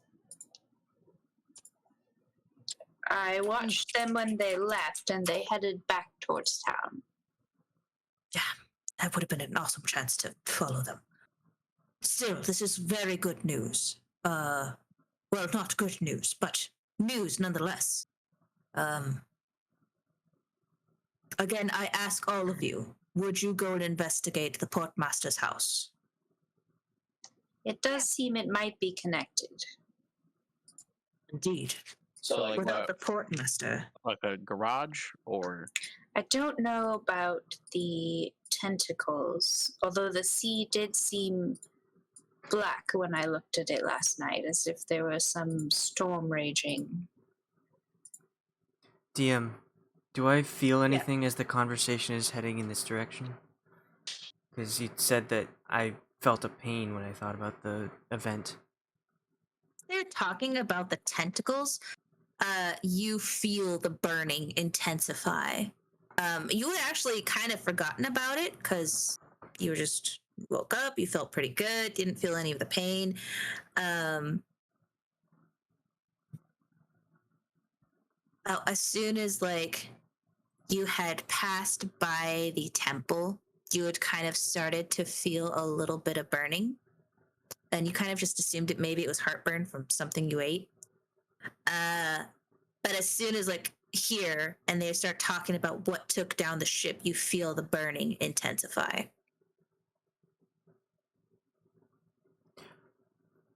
And when they talk about the tentacles coming out of the sky and the inverted symbol of Talos, you can feel the burning, and it is strong. It is distracting, and you are having a hard time paying attention to what everyone is saying because you are so focused on this burning sensation and the tentacles. Okay. The creature. He will grasp his chest and kind of breathe heavily, and then make his way to the couch and pull out his fat flask and take a really long swig from it. Okay. Would I notice? With that perception, yeah, you see you're not sure if Xerix is just having a panic attack because he's in town, or you don't really know too much about Xerix. But you just see him behaving like he seems to be in pain. His face keeps briefly showing slights of pain, and then you see him start to guzzle down his drink. All right. To himself, he'll whisper something in another language. I'm not sure if Shadow understands deep speech, but he'll just mutter something to himself as he's rubbing his chest on the couch. Oh yeah, okay. What? So a agreed upon thing of how deep speech sounds like to in relation to common. It'd be super quiet. He'd only speak it to himself, and Shadow would be the only one close enough to hear. Right, but would it be super guttural or I will look at him and ask if he was injured yesterday in some way. I'm not sure. I must have some hair in my throat. Please you sit continue. Next to Shadow. This is your fault. I'm allergic to cats. What are you rolling that insight for? Because I think it's kind of odd that he's clutching his chest and then he's muttering to himself and took a drink. So And then says that there's hair in his throat. Yeah. Well, I had hair the night before. That's why. Ah, jeez. Heartburn. Heartburn. Hair to burn. Well, as they say on this island. I guess it's kind of pretty obvious that he's just shrugging it off. Yeah, you can get the sense that he is trying to hide whatever ails him, and he seems like he's trying to just no, I'm fine, you guys. No, I'm fine. Everything's fine. You can tell he's kind of avoiding these questions. Ayre kind of narrows her eyes at him before turning back to the mayor and telling him also about the green color and the white of the temple. I don't know what these colors mean. Perhaps talking to some of the priests there might give you more clues. But without the portmaster, we have not been able to manage the upkeep in the port district. A lot of the storage warehouses have been raided, and we don't know what we have left in our reserves, since we have not been receiving merchandise and exports, nor have we been able to send out imports, so we don't know what is happening down there. Mhm.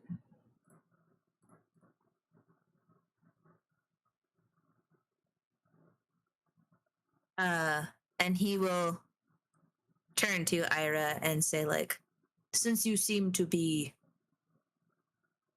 I guess, the most, a leader, since you are a captain, I will entrust this with you. And he reaches over and puts a golden key in front of you. And on this key, it has the in cursive lettering, like a cursive embedded stamp in the key. It says M E and then M L. Mammal. Mimo.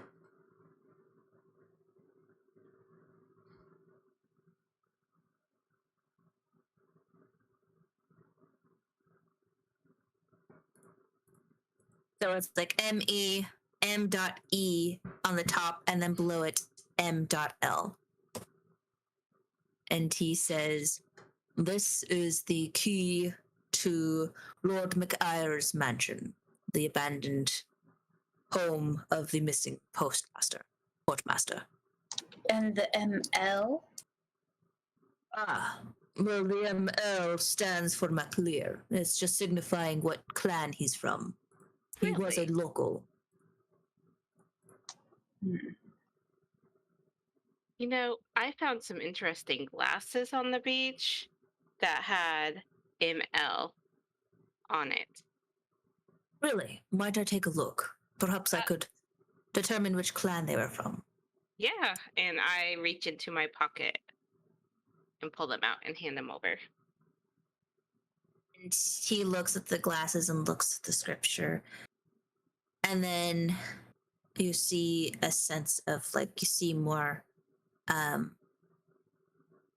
his face soften as he looks at these glasses, and he says, I believe these were the glasses of Chancellor MacLear. Ian MacLear, if he gave you his first name. I guess this was truly the sign that he has passed. I hoped maybe he might have survived and will just come along like you all did, but Perhaps if they made it to the beach. It's hard were to there say. no bodies on the beach? Not where we were. None but ours. Well, maybe there is hope. Is it all right if I keep these? I understand that you had found them, but I would like to give them to his family. Or perhaps that is something you could do. Did those look green too? Did you look at them before Shadow took them? I mean, I just kind of like looked over everything I investigated on the beach and just kind of looked around. I'm pretty sure Shadow picked these up before you pulled out your true sight stone, so you wouldn't have had a chance to look at them. Okay. I'll just kind of remind him in general then that most of the thing, like I'll point out, I didn't get a look at these specifically, but most artifacts that came from the ships seemed to have the green hue. I saw a few in the marketplace as well. Really? Interesting. So are you saying that these have a green hue to them? I did not see those specifically. Well, perhaps if you get a chance, you could take these to the Royal District, where the Wizard's Tower is. How many? There's a lot of districts. There is a lot of districts. It's a big city. There's 7 districts in town, and then there are small sea towns. There's a hill town and a sea town outside of Caer Caladir. But he folds the glasses up and says, I will leave it up to you. Whether you would like to investigate these items, this artifact, or if you would like to return it to the family of MacLear. And he hands them back to you, Shadow. I take them and tuck them away in my pocket again. He says, you'll find MacLear's family in the castle district. It was somewhere around behind the temples, I believe. My butler can get you his address if you require. And he says to you, like, if you agree to help us with the situation, at least with investigating Lord McIre's manor, I will reward you, and I will pay up front if you require. But I ask that this job is done soon, at least within the day.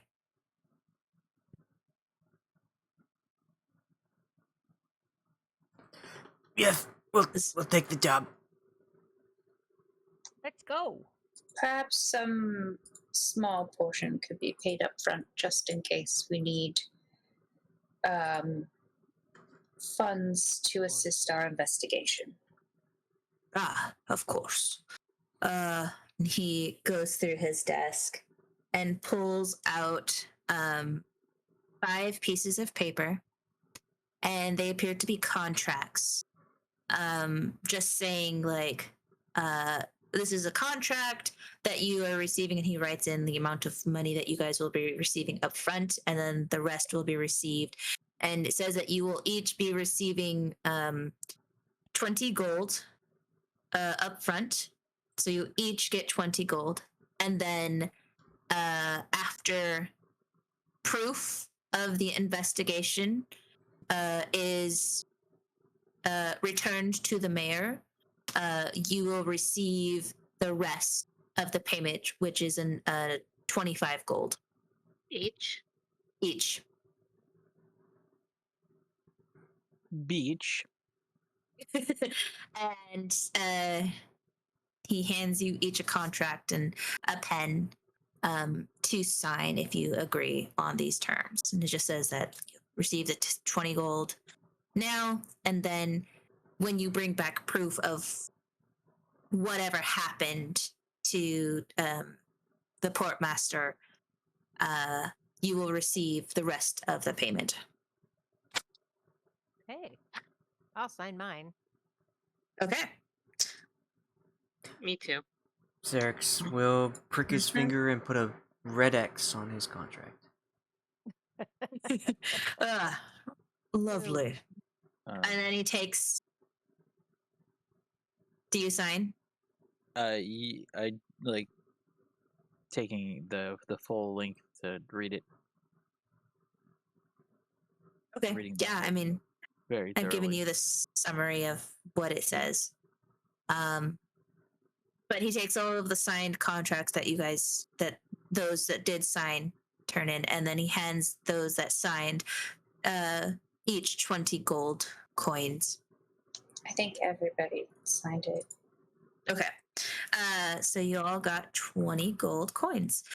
And then he signs it, and then he'll give it over. okay. And then he's like, very good. And he files these away and pulls out a key and locks the drawer, puts it away. And then he says, here is a map of the town. I'm not sure if you've been here before, being as you've all been stranded. There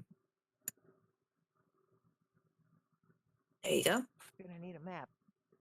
You all should be able to see a map in the handout section. Cool. Hey. Oh, of the Moonshay Isles. No, it's let me rename this. It's Map of Caladir. There you go. It's called the Map of Caer Caladir.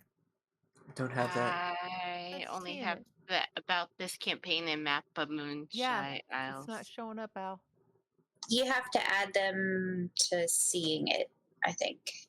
All players. I clicked the all players button, but it seems to not work. There, can you all see it now? There it Yep. is. Now I can see it. Oh boy. Okay. Okay, All right, let's, that's handy. Oh yeah. let's see. Royal, Temple, We're Wolf currently in the Castle Market, District. Castle. Okay, Castle District. Or are we in the Citadel? We're in the Citadel. We're in the Yeah, Citadel. you're in Okay. the Citadel of Caer Caladir. I pushed up Ram a lot. He circles the manor, and it's the little tiny square right across from the triangle in the castle district. And it's the first square. And that was what looked like the very kind of rough looking rich person home that looked like it hadn't been taken care of. It looks like kind of like dirty, the dirt and the garbage had been piling up. And Okay. he points at that on the map and says, this is Lord Mackayre's home, in case you needed that. But hopefully this will help you. And once you've gotten information, please come back to me so that we may further discuss. And if you would like, I can offer you more employment with other situations that we need help with. And with that, he says, he goes up and unlocks his door and opens it. And the butler comes in and is like, "Oh, sir, I brought you the ledgers that you had asked for."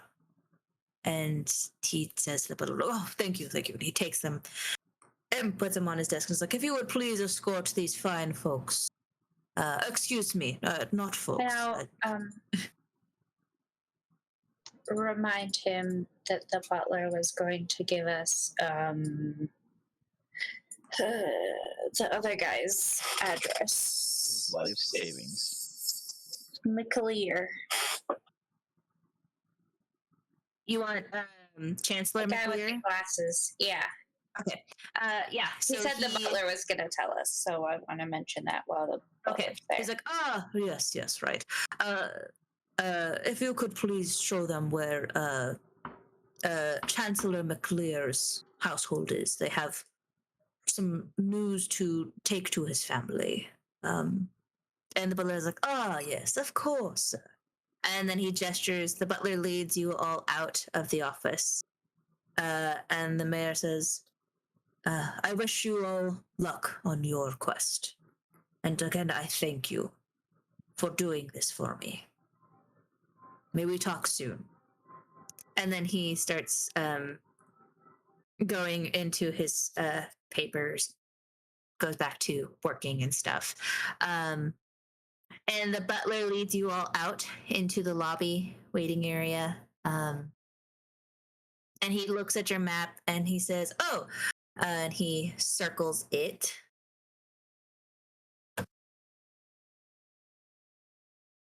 You know what? I'm just going to put this map on a thingy. Oh, good.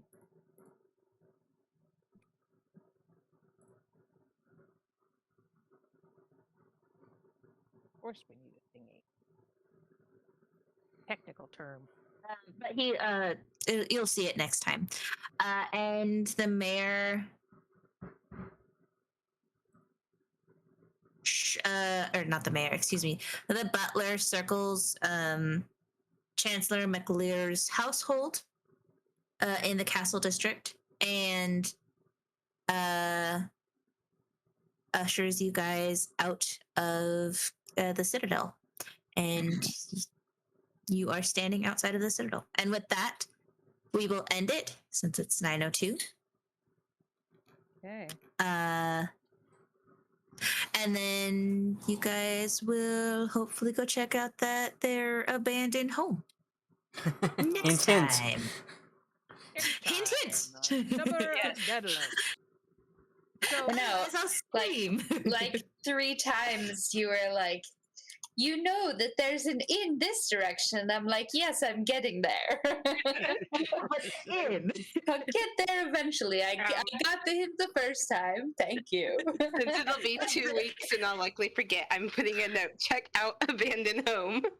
The inn, though. Have you seen the inn? You remember the inn?